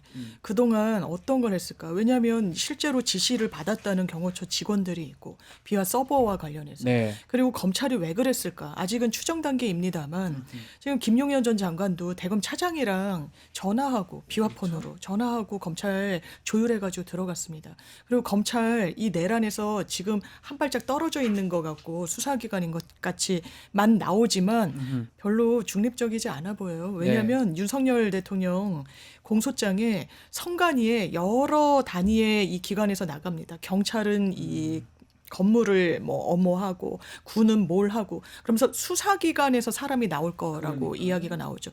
애초에 원 진술은 검찰에서 사람이 나올 거라는 거였어요. 검찰이 쓰는 게 공소장입니다. 검찰 대신 수사기관이라 쓰면서 톤다운을 시켰어요. 바꿨죠. 예, 실제로 추미애 의원실에서 이 제기한 의혹 중에 하나는 대검에서 2명이 나갔다라는 거예요. 검찰 내란과 무관하지 않습니다. 그런 부분 대검 차장 김용현 씨랑 비화폰으로 통화했습니다. 네. 이런 부분과 관련해서 막고자 하는 동인이 있어 보이는 거죠. 조직 논리를 앞세워서 수사를 망가뜨리면서 이러면 되겠습니까, 검찰? 그럼에도 불구하고 이제라도 뭔가 비하폰이 뭐 몇천 대가 지금 나갔다고 하는데 비하폰 서버 확보하려고 지금 경호처 들어가야 되는 거잖아요. 김성훈이 그걸 막고 있었고 이제라도 하면 뭔가 더 성과는 좀 있을 것이다 이렇게 보십니까? 아니면 끝났습니까? 전 뭐라도 네. 단서를 찾았으면 좋겠지만 해야 되는데 지금 그 시간이 너무나 많이 도가됐기 때문에 경호 그다음에 이제 그 김성훈 경호처장의 그런 태도, 네. 검찰의 태도를 봤을 때는 상당한 증거가 훼손됐을 것이다. 이렇게 저는 예상하고 있습니다. 거의 다 없어졌을 것이다. 네. 또 이 와중에 김성훈 차장 지금 구속영장이 뭐 청구되긴 했지만 그 전에 이미 이 부장급 간부 중에 체포영장 집행을 막으려고 했던 그 지시를 반발했던 간부 해임을 했다는 사실이 드러났어요. 경호 차장은 살리고 이 사람 이 잘한 사람은 또 하면 다음으로 한 해임을 그러니까요. 해버리고 어떻게 봐야 됩니까? 이게 누구 믿고 그랬겠습니까? 지금 누가 나와 있습니까? 윤석열 씨가 나와 있죠. 윤석열 믿고 한 거죠. 그렇죠. 자기가 자기 자력으로 할 것 같으면 진작에 했겠죠. 네. 본인 왜냐면 경호 3부장이 문제 제기했다는 거예요. 이거 이 경호처가 다칠 수 있다. 그리고 불법이다. 법원이 발부한 영장 맞는 그게 맞는 거예요. 당연한 얘기 아닙니까? 그 태도가 맞습니다. 예. 본인이 해임이 되더라도 파면이 되더라도 그건 김성훈 차장이 돼야 마땅한 거죠. 그런데 지금 처장 대행을 맡으면서 인사권까지 사실상 전행하고 있는 거 아닙니까? 네. 지금 해임이든 파면이 제일 높은 수위고 그 밑에 수위에 이제 해임이 된 건데 해임인데 둘 다 잘린다는 면에서는 같은 거고요. 다만 이제 연금의 불이익 면에서 다른 건데 지금 기밀을 유출했다라는 겁니다. 네. 그런데 당사자가 일단 극구 부인하고 있어요. 그럼 유출했다는 그 근거를 뭘로 사람을 자릅니까? 이게 왜냐하면 일반 회사에서도 자르는 건 또 이 공무원이잖아요. 생계와 연결이 돼 있고 그러니까. 함부로 할 수가 없는 거예요. 예. 다들 이 절차를 거쳐야 되는데 그게 엄밀하게 걸쳐졌는지 지금 윤석열 씨가 나왔을 때 우리 사회가 얼마나 또 난센스를 보는지를 보여주는 거죠. 지금 이 사례도. 결국 믿는 구성 얘기하셨는데 징계위 딱 열어가지고 해임이라는 강력한 징계를 내렸다는 거는 윤석열 때문에 했다. 저는 그러한 부분도 일면 있지만 예. 이렇게 좀 생각해 봅니다. 자, 이 경호 3부장이라는 분이 수사에 협조하고 공권력에 협조했다는 이유로 해임을 한다? 그 상식적으로 말이 안 되는 얘기잖아요. 반대로 한 것 같아요. 그러면 저는 이런 생각이 좀 드는데요. 네. 이종섭 전 국방부 장관을 급하게 호주 대사, 런 대사로 보낸 사례가 있잖아요. 그럼 왜 그랬을까? 런종섭 그랬죠 그때. 왜 그랬을까 생각해 보면은 일종의 이 경호 3부장을 초강수로 해임 수를 두면서 내부 구성원들에게 내가 증거를 훼손한 건에 대해서 그 누구라도 증언을 하면 내가 이렇게 보복하겠다. 경고성 메시지일 수 그렇죠. 있다. 경고성 메시지를 보내면서 어떠한 그런 증거를 좀 은닉하고 훼손할 목적이 더 크지 누가 봐도 네. 그 좀 무리한 징계 아니겠습니까? 그런데 급하니까 어떻게든 이 사람을 다잡고 뭔가 위계를 만들어서 이 내부 결속을 다지려고 무리한 수를 둔 게 아닌가 저는 좀 그렇게 생각합니다. 무리할 수도 있다. 네. 영장이 어떻게 발부가 될까요? 또 그건 법원의 소관이라서. 저는 발부될 가능성이 좀 높다라고 네. 보는데 검찰이 얼마나 이 영장이 발부되는데 주력할지 좀 의문인 그러니까 거예요. 이제는 믿지를 못하겠습니다. 이거 대충 하면 안 돼요. 예. 바보처럼 막 계속 영장 청구하고. 왜냐면 영장 이러면. 발부할 때 막 예. 소명하고 이런 게 이제 뭐 언론 주목도가 높은 그러니까요. 사건은 그렇게 하지만 이제 기록을 많이 보고 하는데 네. 거기에 정말 증거인멸과 도주 우려가 높다라는 정황을 얼마나 차근차근 탄탄하게 넣어놨을지 좀 물음표라서. 이제는 이런 생각 들어요. 영장 발부가 만약에 안 되고 기각이 되면 검찰도 대충 했겠지라는 생각이 더 들어요. 이젠 그렇죠. 워낙 풀어주는 건 쉬워요. 대충 하는 건 얼마나 쉽습니까? 안 하면 되니까. 왜냐하면 이게 3번, 4번째 이카본이 있으니까 그런 생각까지 의심이 듭니다.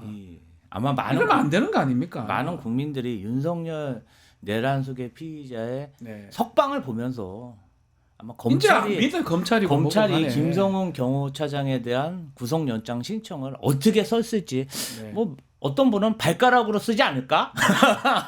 일부러 기각되게 쓰지 않을까? 이런 제가 의심까지 장담하건데 하더라고요. 풀게 만드는 건 어렵지 않아요. 대충 하면 돼요. 안 하면 되는 거니까요. 안 하는 게 뭐가 어렵습니까? 이번에도 검찰이 어떤 법기술을 쓸지 만약에 이제 구속이 된다면 조금 진정성을 믿을 만한데 아마 그것도 진정성도 아니죠. 아 이미 증거가 다 훼손됐구나. 만약에 법원으로부터 구속영장을 못 받는다면 제 생각에는 아직 남아있는 증거가 있구나. 네. 이렇게 생각하면 될 것 같습니다. 우리가 이제 불고불리라 그러잖아요.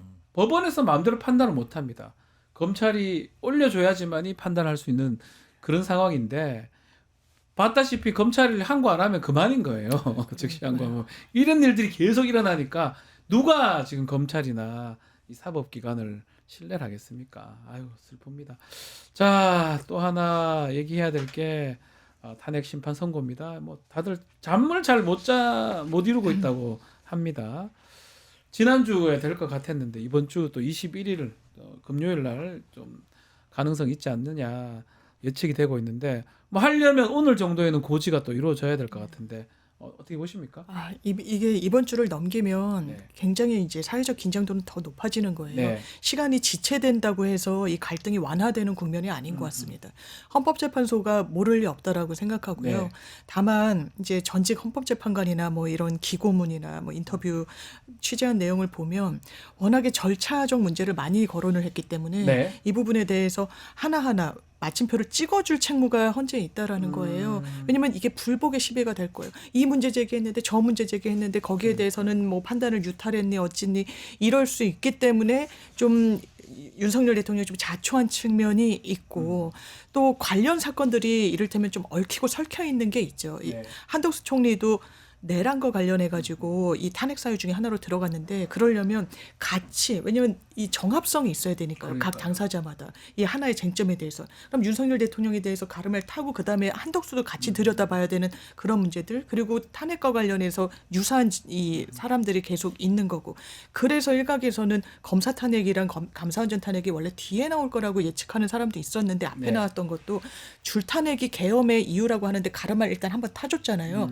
줄탄핵은 탄핵의 남용이 아니다. 정치적인 이유가 부수적으로 설사 야당한테 있었다고 하더라도 헌법이 부여한 권능을 행사하려고 한 거라고 했단 말이에요. 그러니까 예. 이게 다 퍼즐이 좀 맞춰지는 부분이 있는 것 같아요. 그렇기 때문에 이 부분과 관련해선 이미 시간이 근데 많이 지체돼서 이번 주를 넘기면 안 된다고 생각합니다. 어떻게 보십니까? 오늘 고지하고 금요일 날 21일 날 선고가 될까요? 이제는 뭐 좀 바람일 것 같기도 하고. 저는 네. 이번 주에 만약에 헌재 선고가 나지 않는다면 정말 다음 주부터는 대한민국의 그 혼란상이 극에 달할 것으로 생각됩니다. 한편으로는 헌법재판관들도 인간이기 때문에 이해가 되는 측면도 있습니다. 왜냐하면 그동안 국민의힘과 극우 그 지지층들이 어떻게 했습니까? 정말 그 법원을 약탈하고 국회의원들이 뭐 80명 가까이 각하해달라 탄원서를 내고 그리고 지금도 헌재 주변에서 1인 릴레이 시위를 하고 있는 게 국민의힘과 극우 지지층입니다. 국민의힘 정치인들이 하고 있죠. 어떤 네. 협박 정치, 약탈의 정치에 대해서 헌법재판관들도 무섭기 때문에 이미 평의에 대한 어떤 컨센서스는 맞춰졌지만 네. 판결문을 통해 가지고 정말 본인들이 꼬투리를 잡히지 않으려고 심사숙고하고 있다고 그렇게 생각합니다. 그러나 언제까지 이 결과를 미룰 수가 네. 있겠습니까? 네. 지금 계속 이게 지연되면서 온갖 억증과 그다음에 유언비어가 그냥 난무하고 있어요. 그게 문제 같아요. 이 어제 유언비어 보도도 때문에 그렇고요. 지금 그냥 국민들이 카톡방에서 자라보고 놀란 것은 소떡봉 보고 놀란다고 윤석열 내란 수계가 그냥 풀려나가지고 관저에 가면서 그 불안감이 아주 고조되고 있지 않습니까? 굉장히 불안해하고 이런 혼란스러운 상황 대한민국에 좋지 않습니다. 우리 대한민국이 그렇게 녹록한 나라가 아니지 않습니까? 지금 분단 국가고 지금 트럼프의 관세 전쟁에 지금 아주 그냥 혼란스러운 상황인데 저는 이러한 혼란스러운 대한민국의 상황 헌법재판소에서 구국의 결단을 해야 된다고 봅니다. 이번 주 꼭 결정해야 됩니다. 이번 주에 꼭 결정을 해야 되고 또 이 탄핵 심판 선고가 지난주부터 예측이 됐는데 늦어지면서 정치권에서는 이제 승복 논란이 한창이에요. 근데 이게 뭐 정치권이 승복할 게 아니고 당사자의 윤석열이가 승복해야 되는 거 아닙니까? 그러니까요. 권성동 원내대표가 승복한다고 해봤자 아무 소용없는 네. 거예요. 그래도 불안감이 가시지 않는 건 윤석열 대통령이 함구하고 있기 때문입니다. 네. 그러면서 말만 승복한다고 하면 뭐 합니까? 지금 서천호 의원인가요? 네. 헌재를 때려 부수겠다라고 때려 부수자. 해요.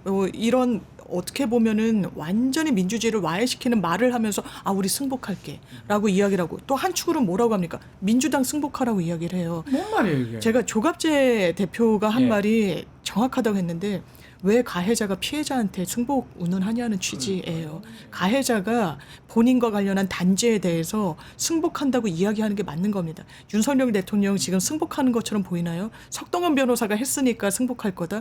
아니요. 석동현 변호사가 헌재 결정 나오면 불복 할 수가 없는 거 아니겠느냐 정도 그 얘기했는데 말이죠. 근데 다른 변호인이 또 뭐라 그랬냐면 승복한다고 메시지 나는데 어떤 입장입니까? 물었더니 이거 헌재 결과가 나와봐야 안다라고 그랬어요. 이거 불복의 밑자락을 까는 것처럼 보이는 거예요. 윤석열 대통령은 구속 취소됐을 때 본인이 승리한 것처럼 법률적으로 무죄 석방된 것처럼 주먹을 불끈 쥐었습니다. 그러니까요. 승복하는 모습 아닌 걸로 보이는 거예요. 그러니까 국민들이 불안해하고 최소한의 정치적인 염치가 있다면 승복한다는 메시지 지금이라도 윤석열 대통령이 내야 됩니다. 이 지금 국민의힘에서 윤석열한테 승복하라 달라고 요청이라도 해야 되는 거 아닙니까? 건의. 권성동 원내대표가 예. 승복 메시지를 내면서 이재명 대표도 승복 메시지를 내라 이렇게 얘기했지만 이재명 대표가 뭐 계엄했습니까? 그러니까요. 저는 성동격서라고 생각합니다. 아. 이재명 대표를 거론했지만 내심은 윤석열 내란숙의 피의자에게 승복 메시지 좀 내달라 이런 그런 이런 의도가 본심이 있을 있다고 것이다. 생각하고요. 그러나 우리 윤석열 내란숙의 피의자 지난 3년 동안 이 사람에게는 민주주의의 기본 원칙인 포용과 승복 이 두 단어가 없습니다. 사과하는 걸 너무 싫어하는 것 같아요. 받아들이는 것도 싫어하고. 생각해 보십시오. 예. 강서선거 대패했을 때 승복했습니까? 아니요.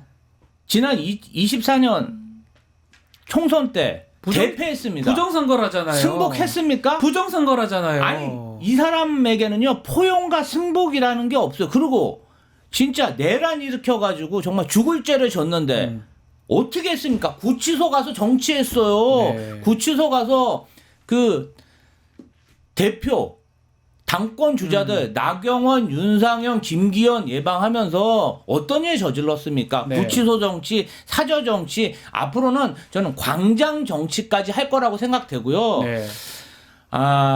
뭐 구치소 있을 때도 승복 안 했는데 네. 뭐 지금 어떻게 승복 메시지 내겠어요? 최후 변론 때 정말 많은 보수 언론들이 예. 최후 진술에서는 윤석열 대통령이 그래도 일국의 대통령으로서 어떤 결과가 나오든 승복해야 된다 이런 메시지 내야 된다고 이구동성 이야기했는데 그런 메시지 전혀 안 냈습니다. 안 나왔습니다. 앞으로도 윤석열 사전에는 승복이란 단어가 없을 것이라 저는 예상해 봅니다.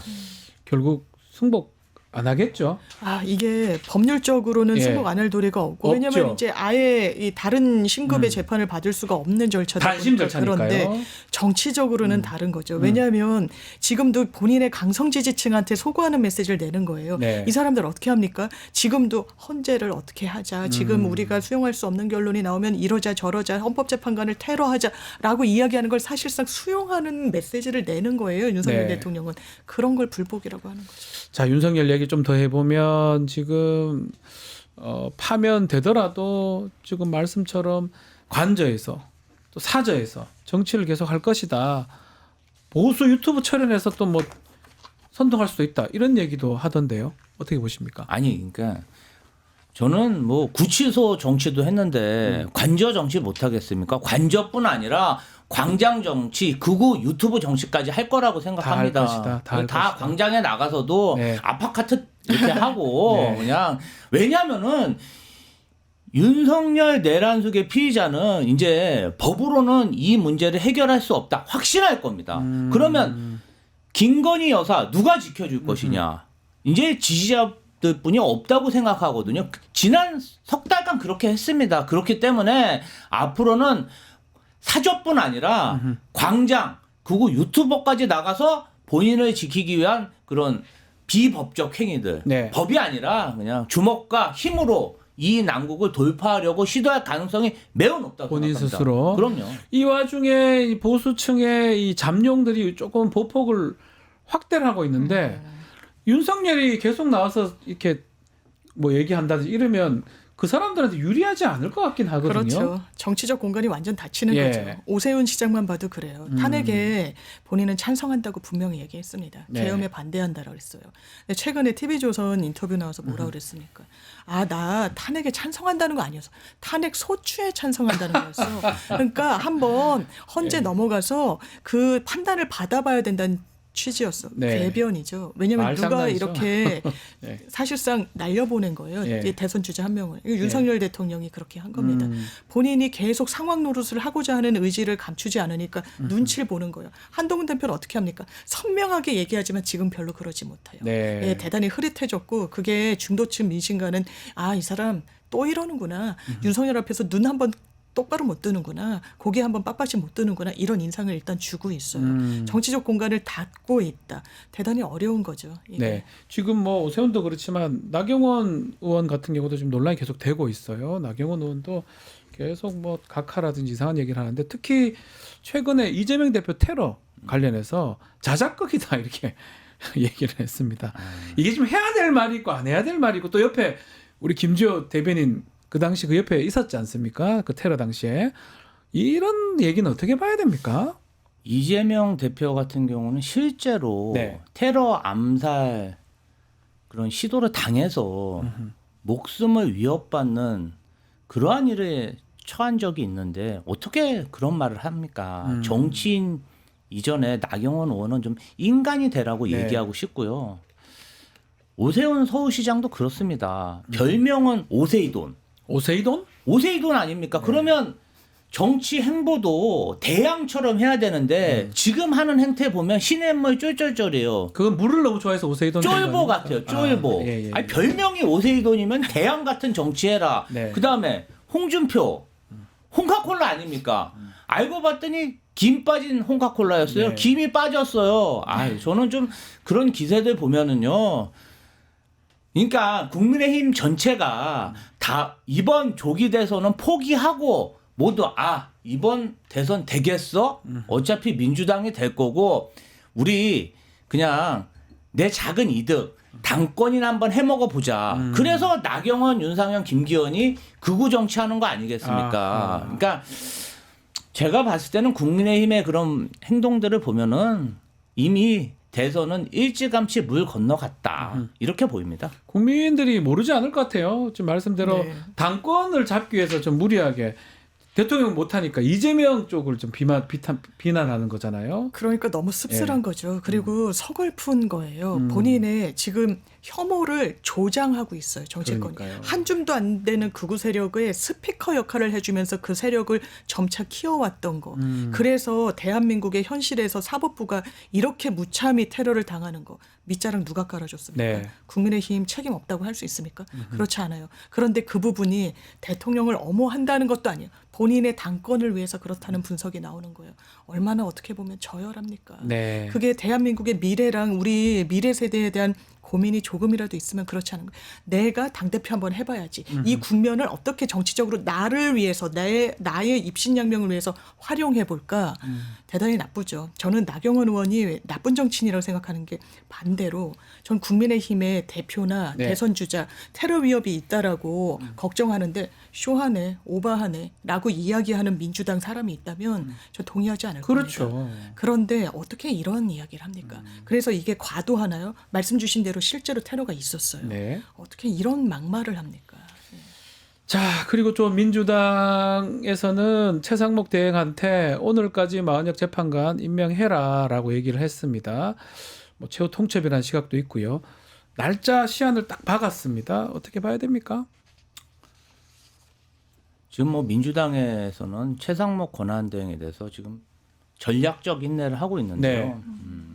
사실 지금 너무 혼란스러운 상황이다 보니까 탄핵 추진이 여의치가 않고 네. 그러다 보니까 지금 계속 참고 있습니다. 그런데 최상목 권한대행이 지금 어떻게 하고 있습니까? 자, 지금 상설특검 추천 의뢰 거부하고 있습니다. 다 거부하고 있습니다. 자, 헌법재판소에 마은혁 헌법재판관 임명 거부하고 있습니다. 네.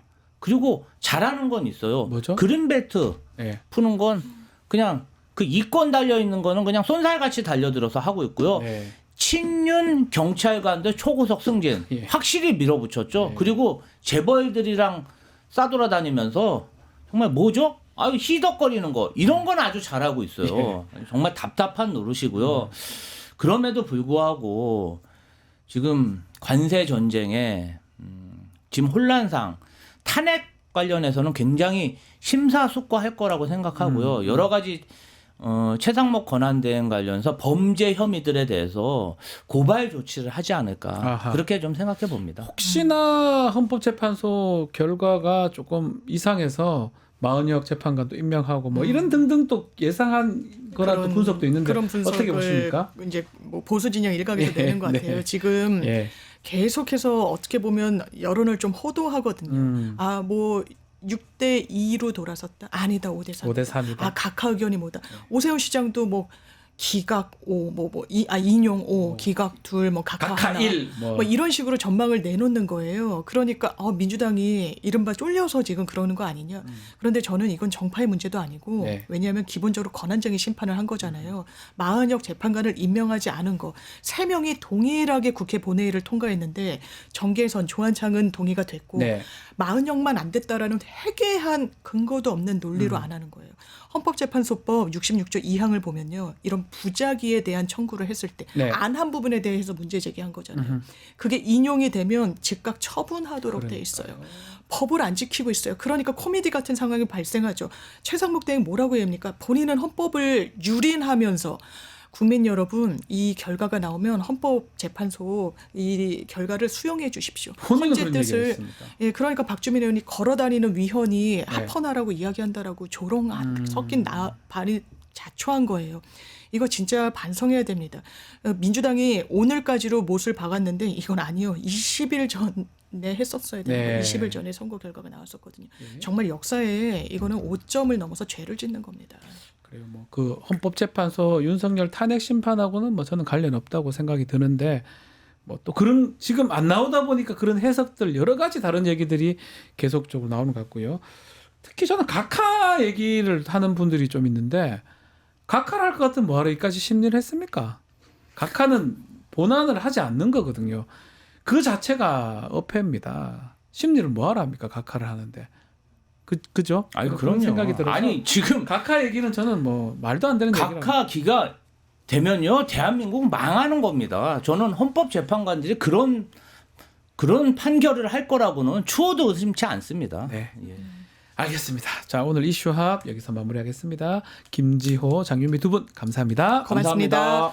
뉴스토마토 구독자 이벤트 하나 소개해드리겠습니다. 지금 실시간 채팅창 참여하시면 매일 통통 쿠폰 2,000 통통 쿠폰을 지급해 드립니다. 매일 2,000원 상당의 할인 쿠폰 지급해 드리는데요.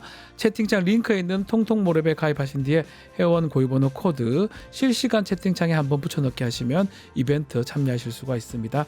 댓글을 다시면 하루 5번까지 참여하실 수 있고 5,000 통통 쿠폰을 드리겠습니다. 자세한 것은 실시간 채팅창 상단 고정 링크 아래 더보기란 참고하시면 됩니다. 이어서 뉴스 인사 프라임 진행이 됩니다. 민병덕 의원과 대담한 대담 준비되어 있습니다. 어디 가지 마시고 조금만 기다려 주십시오.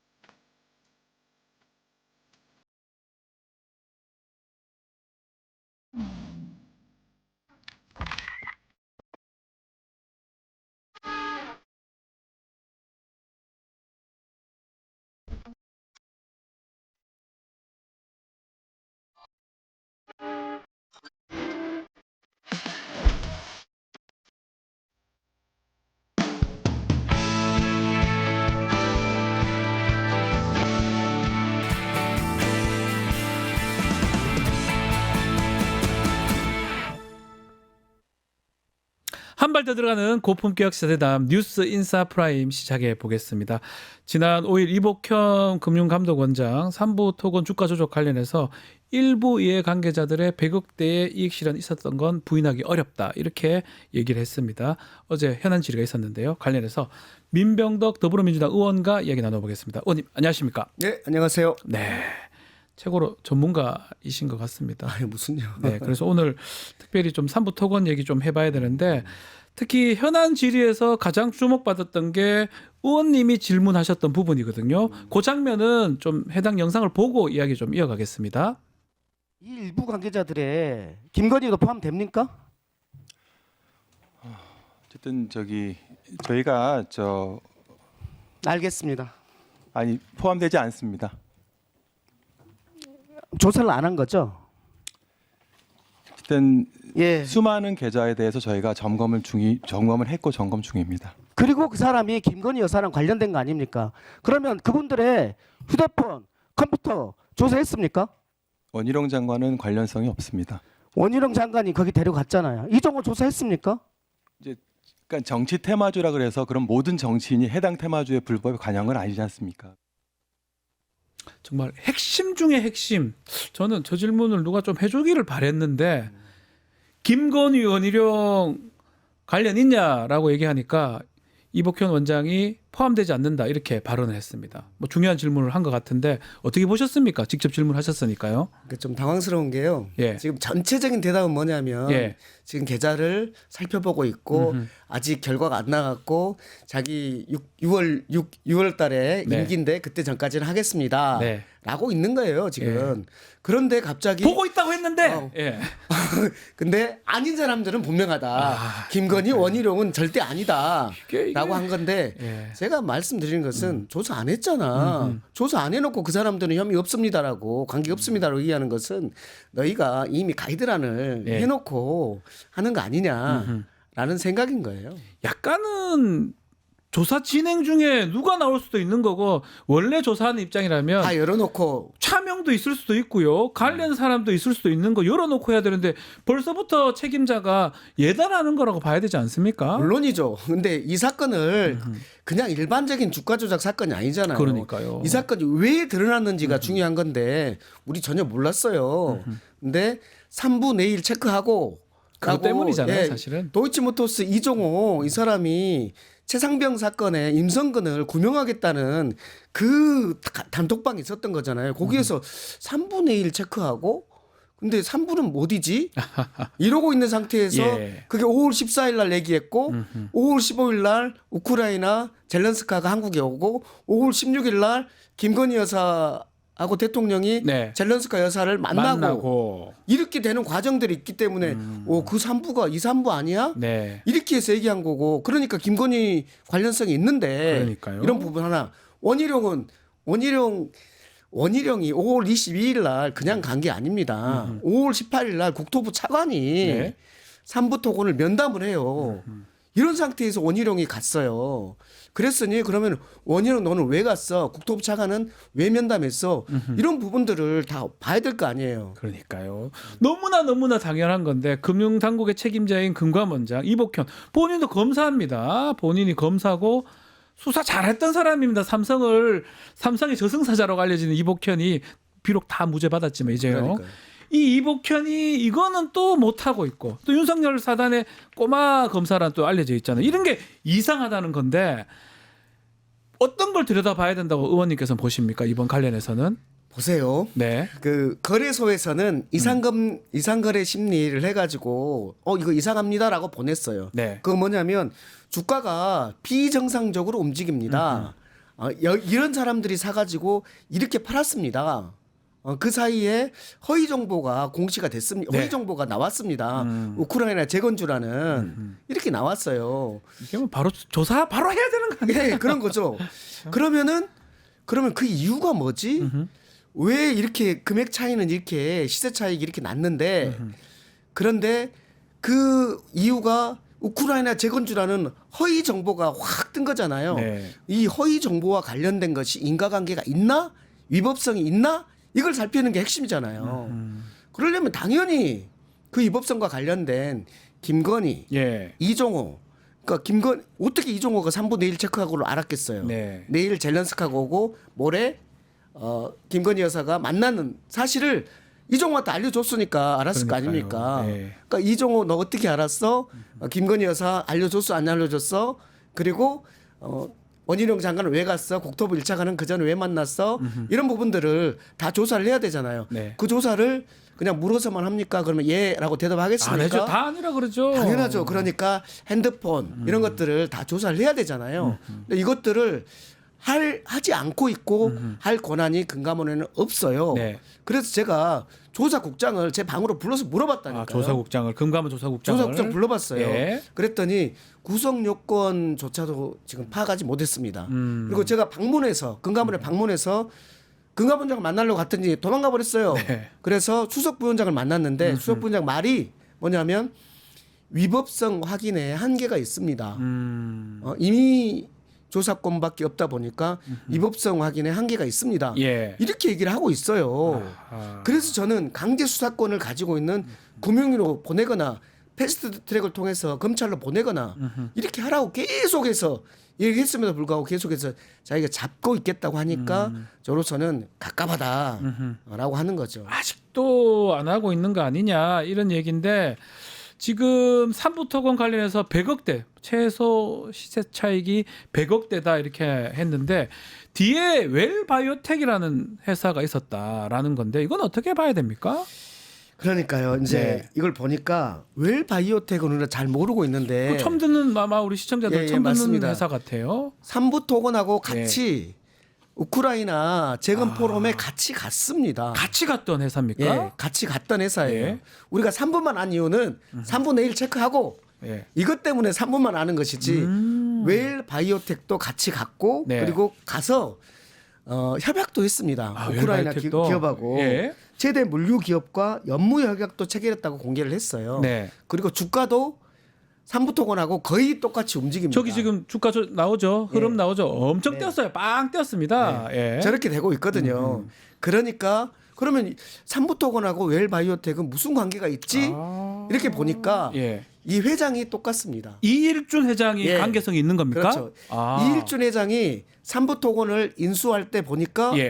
웰바이오텍을 가지고 있었고 아하. 웰바이오텍의 전환사채를 발행했어요 그때. 오호. 이게 이제 이 의심이 있는 거죠. 예, 그래서 예. 이거랑 무슨 관계가 있지 하면서 지금 나오고 있는 상황.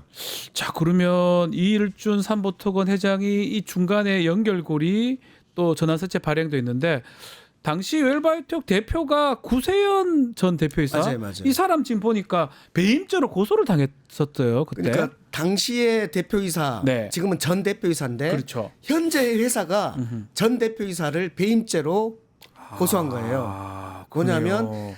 당신이 그 대표로 있었던 시기에 우리 회사에 손해를 끼쳤다라는 거잖아요. 예. 그 손해의 내용이 뭐냐면 전환사채를 헐값으로 발행해가지고 했다는 거거든요. 그렇죠. 그게 이제 이 웰바이오텍하고 여기에서의 내용이 그겁니다. 근데 그 금액이 한 400억, 373억 이 정도의 배임을 했다는 것인데, 네. 근데 이게 아까 좀 전에 말했던 전환사채를 헐값에 발행해가지고 시세 차익이 난 약 400억 이거랑 얼추 비슷한 거예요. 400억하고 예. 사채 전환 사채하고 그래서 이것은 이 부분은 훨씬 더 우리가 또 예의주시하면서 파봐야 될 상황이다. 삼부토건 웰바이오텍 다 조금 확인을 해봐야 되겠네요. 네네. 근데 금융당국에서 움직여야 되는데 안 움직이니까 자꾸 뭐가 막는다는 느낌을 국민들이 받고 있거든요. 예, 그래서 저는 두 가지 정도를 네. 생각을 하는데 이 웰바이오텍이라든지 삼부토건에 네. 이 사건이 일어난 것은 23년이잖아요. 네. 23년 5월 달부터 한 7월 달까지 올라갔다가 그다음에 쭉 내려가는 이 상황이잖아요. 그런데 이거에 대해서 우리 금융당국은 이렇게 이상하게 움직이는 이상 거래에 대해서 전혀 몰랐을까? 모를 수가 우리가 없다고 이거 저는 문제 제기를 한 것은 24년 7월 달 그러니까요. 금융위원장 인사청문회 때 문제 제기를 한 거거든요. 네. 문제 제기를 하니까 그때부터 이제 이상거래 심리를 해서 7월 달에 시작해서 9월 달에 이상거래 있습니다. 라고 해서 9월 달부터 이제 금감원이 조사 시작했는데 첫 번째는 이렇게 보는 거예요. 거래소에서 몰랐을까? 첫 번째. 아니면 알았는데 여기에 대해서 이상하긴 한데 관련된 사람들이 좀 이상하게 뭐 대통령 부인이 나오고 막 이러니까 뭐가 나오네? 큰 이것을 사람이 나오네? 덮어버린 거 아닐까? 그거 가능성 높지 예, 않습니까? 그 가능성 있는 거. 그래서 예. 1년 동안 묵혔다라는 생각이 있는 거고. 그다음에 9월 달부터 금감원이 가지고 와서 지금까지 보고 있는 거잖아요. 네. 근데 나오고 있는 거는 뭐냐면 100억대 이상의 시세 차익이 있었다라고만 하고 있지 그것이 위법성이 있다는 우리 아직 모르고 있습니다라고 예. 있는 거예요. 그거는 이상거래 심리에서 준 거랑 똑같잖아요. 그때 벌써 알아야 될 내용을 네. 인제서야 얘기한다는 네, 거잖아요. 인제서 얘기하는 거고 그럼 예. 그 이후에 조사할 내용은 그 위법성, 허위 주가, 허위 정보를 내세운 사람들과 관련된 것을 해야 되는데 어제도 금감원장 계속 얘기하는 게 계좌를 보고 있습니다만 얘기하는 거예요. 아, 계좌 자꾸 봐서 계좌만 나오네. 보고 있다는 거예요. 예. 그거 아니에요. 예. 지금 연관성 있는 그 허위 정보 게시와 관련된 사람들이 이종호, 김건희, 그다음에 원희룡 이렇게 탁탁탁 나오는데 이 사람들에 대해서 조사를 하고 경우에 따라서는 당연히 핸드폰 조사해야죠. 해야죠. 12시에 예. 때려요 했던 도이치모터스 사건 거기서 나오는 거죠. 네. 특히 그 삼부토건이 우크라이나 재건 테마주로 꼽혔는데 뭐 허위 정보 기사 때문이었어요. 근데 그때 삼부토건의 어떤 회사 상태를 보면 상당히 안 좋았었어요. 아유, 황당하죠. 그러니까 황당한 그래도 상태예요. 부실한 기업이고 본인들이 공시할 때 어떻게 공시했냐면 당분간 해외 사업을 할 수 없다. 자기들이 공시한 내용이 그 기업 공시를 했는데 말이 됩니까 이게? 해외 사업 비중이 거기 전체 사업 비중의 네. 0.06%밖에 그거 없었고 없다는 거고 앞으로도 안 한다는 그다음에 해외 사업은 휴업 중이라고 예. 공시까지 공시를 해놓은 했어요. 이 회사가 갑자기 우크라이나 재건 사업에 참여한다고 우크라이나 재건 포럼에 가요. 네. 근데 그때 초대받았던 회사들은 삼성, 포스코 이런 데입니다. 네. 한국전력. 네. 여기랑 끼를 수가 있습니까?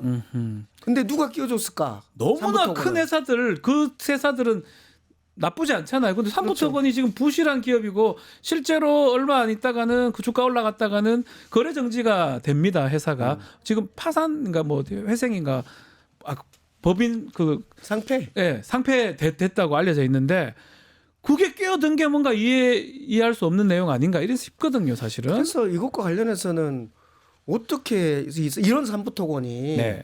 삼성, 포스코, 쌍용, 두산, 한국전력 여기에 끼울 수가 있었나? 누가 끼워줬나? 그 끼워주는 카르텔은 누구였나? 그거라도 확인해야 될 것 같은데요. 예, 이런 거예요. 그거라도 확인해야 돼요. 네. 그래서 그런 게 납득할 수 있게 설명이 돼야 되는데 설명이 사실 안 되고 있고 결국은 도이치모터스 사건과 똑같아요. 그것도 지금 조사만 엄청 하고 있고 내용 결과는 지금 안 나고 다 의문 갖고 있고 의심돼 있는데 김건희가 연루됐다는데 안 나오고 있잖아요. 도이치모터스 사건도 제가 단독을 때렸던 건인데요. 뭐죠? 검찰이 2020년에 도이치모터스 이거 이상합니다라고 이상거래 심리를 거래소에 맡겨요. 예. 거래소에는 2개월 만에 이상합니다. 김건희 계좌 이상합니다.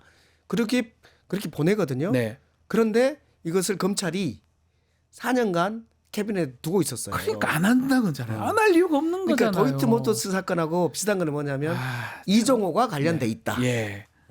두 번째는 압수수색, 즉 핸드폰이라든지 이런 걸 핸드폰, 컴퓨터 하지 않았다. 도이치모터스 사건에 대해서 네. 이번에 헌재 심판이 났잖아요. 예. 거기 관련 검사들 탄핵 기각됐다고 무지하게 좋아할 수 있겠지만 기각 사유 중에 보면은 뭐냐면 이렇게 돼 있습니다. 적절한 수사지를 했다고 보기 어렵다. 그렇죠. 부분 하나하고 예, 맞아요. 그다음에 예. 김건희 계좌가 사용됐다면 김건희에 대한 핸드폰이라든지 컴퓨터에 대한 조사를 했어야 되는데 이걸 하지 않았다라는 지적이 있어요. 그런데 지금도 마찬가지잖아요. 네. 똑같습니다, 상황이. 네. 앞으로 어제 6월 달까지 지금 이복현 금감원장 임기가 있으니까 자신의 임기 내에서는 처리하겠다 이렇게 얘기를 하더라고요. 가능한 얘기인가요? 저는요, 금감원이 지금 안 하고 있거나 못 네. 하고 있거나인데 예. 안 하고 있을 수도 있고 못 하고 있을 수도 있는데 그렇죠. 못 하고 객관적으로는 거기는 강제 조사권이 없잖아요. 그렇죠. 검찰에 넘겨야 돼요. 나중에 예, 하려면. 강제 조사권이 없으니까 강제 조사를 할 수 있는 금융위하고 공동 조사를 하라고 그렇게 했는데 음흠. 이쪽으로 넘겼어요. 네. 근데 조사 인원이 한 명이에요. 한 명밖에 없어요. 네, 한 명이에요. 한 명만 해놓고 하고 있는 거예요. 예. 그러면서 이법성 확인을 못해서 한계에 부딪혀 있다고 하는데도 불구하고 이 사람은 자기 임기 동안 가지고 있겠다고 해요. 그럼 그때 열심히 할 수 있을까? 저는 어제 내내 넘기라고 그랬거든요. 네. 검찰한테 넘겨라, 금융위한테 넘겨라 하고 있는데 안 넘기고 있어. 근데 이 중요한 본인도 가장 중요한 사건이라 그러는데 이 중요한 사건을 왜 자기가 계속 가지고 있을까? 강제수사권 넘는데 임기 때까지. 이상하죠. 저는 이게 이상한 거예요. 이상합니다. 누가 봐도 이상해요. 왜 이것이 갖고 있어요? 두 가지 측면이 있는데 네. 윤석열 대통령, 김건희 여사를 방탄하고 보호하기 위해서 이러는 것이 수도 있고 네. 또 하나는 윤석열에게 보여주고 있는 건 내가 이거 잡고 있어.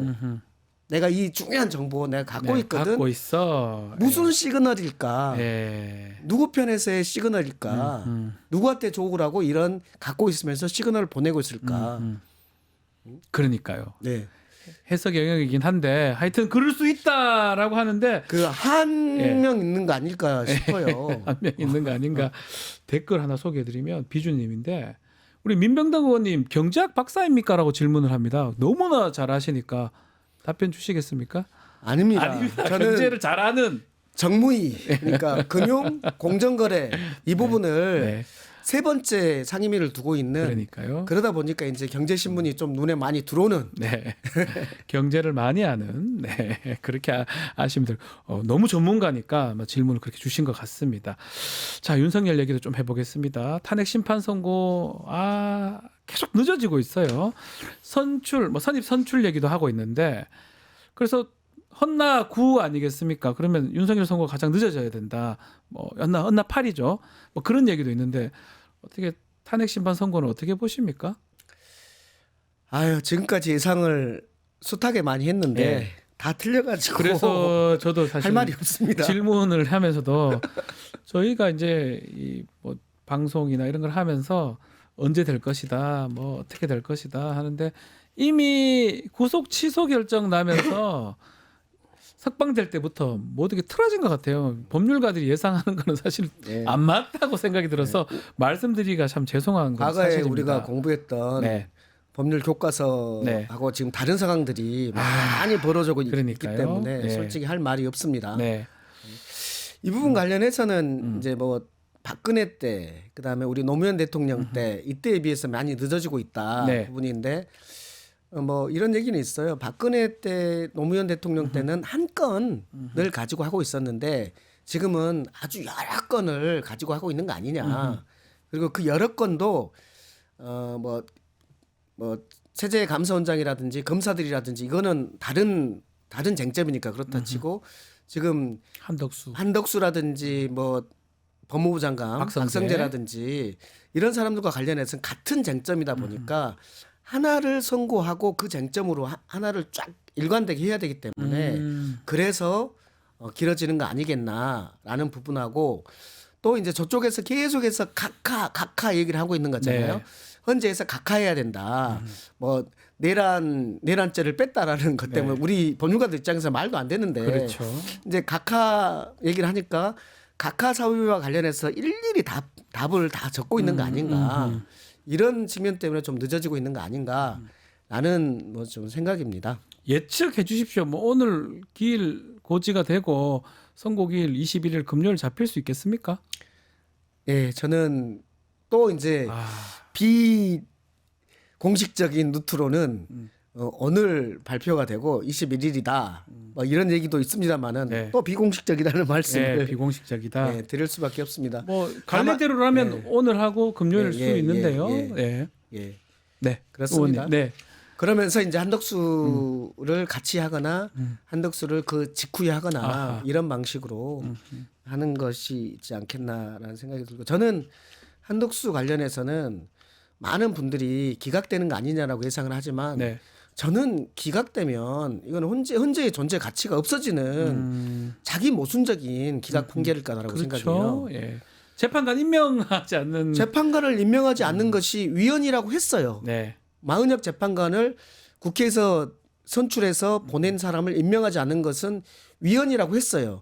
그러면 두 번째, 위헌인데 이것이 중대한 헌법 위반이냐 아니냐 부분과 관련해서 3명을 임명하지 않아서 그래서 이 헌재의 재판이 제대로 거의 이루어질 수 없는 정도로 만들어 놓은 그 상황을 중대하지 않다고 판단할 수 있나? 그러니까 어렵죠. 저는 그래서 한덕수와 관련해서 기각하면 이거는 헌재가 존재 이유가 없어져 버릴 정도다라고 생각합니다. 그런 고민까지 같이 하고 있지 않을까 저도 조심스럽게 네. 예측을 하고 있는데 그래서 결국은 윤석열 한덕수 같이나 거의 직후나 그 무렵에 나야 될 것 같거든요.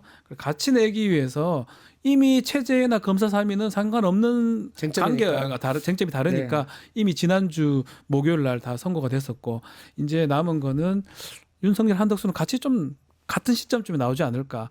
그래서 오늘 좀 고지해주고 금요일 날 선고하겠다. 감히 예상해 봅니다. 이렇게 좀 해주면 바라는 것이 또 왜냐하면 이제 저도 뭐 법률을 하고 저희도 경험이나 저희 아는 지식에 의해서 이렇게 얘기를 하는데 이상한 일이 계속 일어나니까 감히 예측을 못 해드리겠어요. 틀리기도 하고 자꾸. 네, 구속일자 일로 정상해왔는데 처음 봤습니다. 예, 처음 봤습니다. 그다음 체포적부심을 빼버린다는 것을 상상도 처음 못했어요. 봤습니다. 예. 우리가 이런 거잖아요. 체포한 다음에 구속영장 청구는 48시간 내에 해야 된다. 그렇죠. 얼마나 금가옥조처럼 들어온 얘기입니까? 근데 그 사이에 체포적부심을 해. 근데 그 체포적부심 시간을 안 뺀다? 네. 그러면은 체포적부심 다 신청하지. 다 하면 그 시간 동안은 다 줄어듭니다. 구속 기간이 10일에서 그 전큼 다 줄어들어요. 지금 이 판결대로라면 이 결정대로라면 말이 안 되죠. 아이고 또 한숨이 나오는데 자 문제는 탄핵 심판이 선고된 이유도 또 문제가 될 수 있어요. 윤석열이 뭐 국민의힘은 승복 메시지를 낸다고 하지만 윤석열이 내지 않습니다.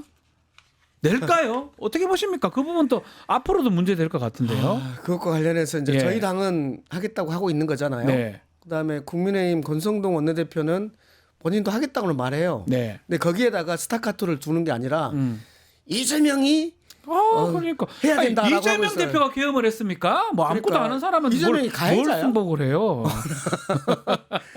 핵심은 이 얘기를 해야죠. 윤석열 대통령도 그러니까요. 이거에 승복해야 된다라고 네. 권성동 입으로 얘기해야지. 네. 그래야지 내란당이 아니죠. 근데 그 얘기는 안 해. 네. 그런데 문제는 윤석열이 할 것인가와 관련해서 저도 궁금하거든요.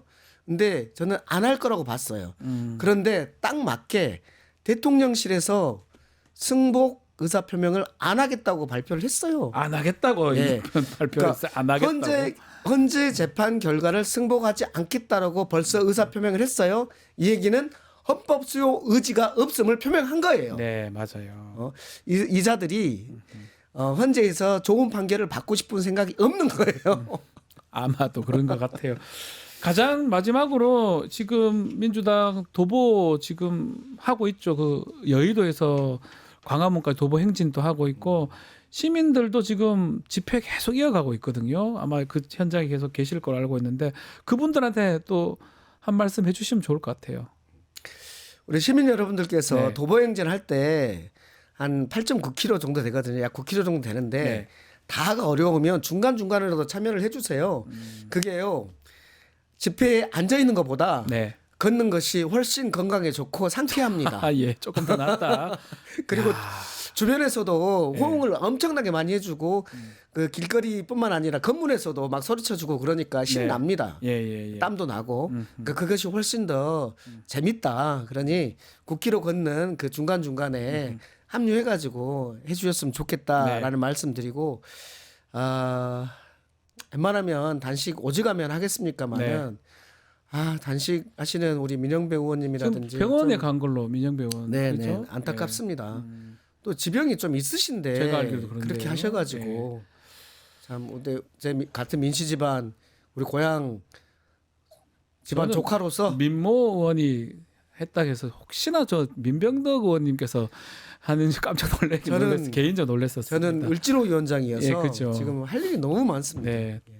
알겠습니다. 빨리 좀 뭐 이거 해결되려면 사실은 이번 주에 선고가 나야 됩니다. 네. 나야 되는 네. 그 말씀을 마무리하면서 오늘 말씀 여기까지 듣겠습니다. 민병도 의원님 감사합니다. 네, 고생하셨습니다. 감사합니다. 자, 내일 방송도 짧게 소개해드리겠습니다. 김용남 전 의원의 용가라사대, 신유진, 김필성의 이슈 삼합, 윤희용, 박영식의 쇼미더민심 준비되어 있습니다. 내일도 많은 시청 부탁드리고요. 저는 내일 아침 다시 찾아오겠습니다. 시청해주신 여러분 고맙습니다.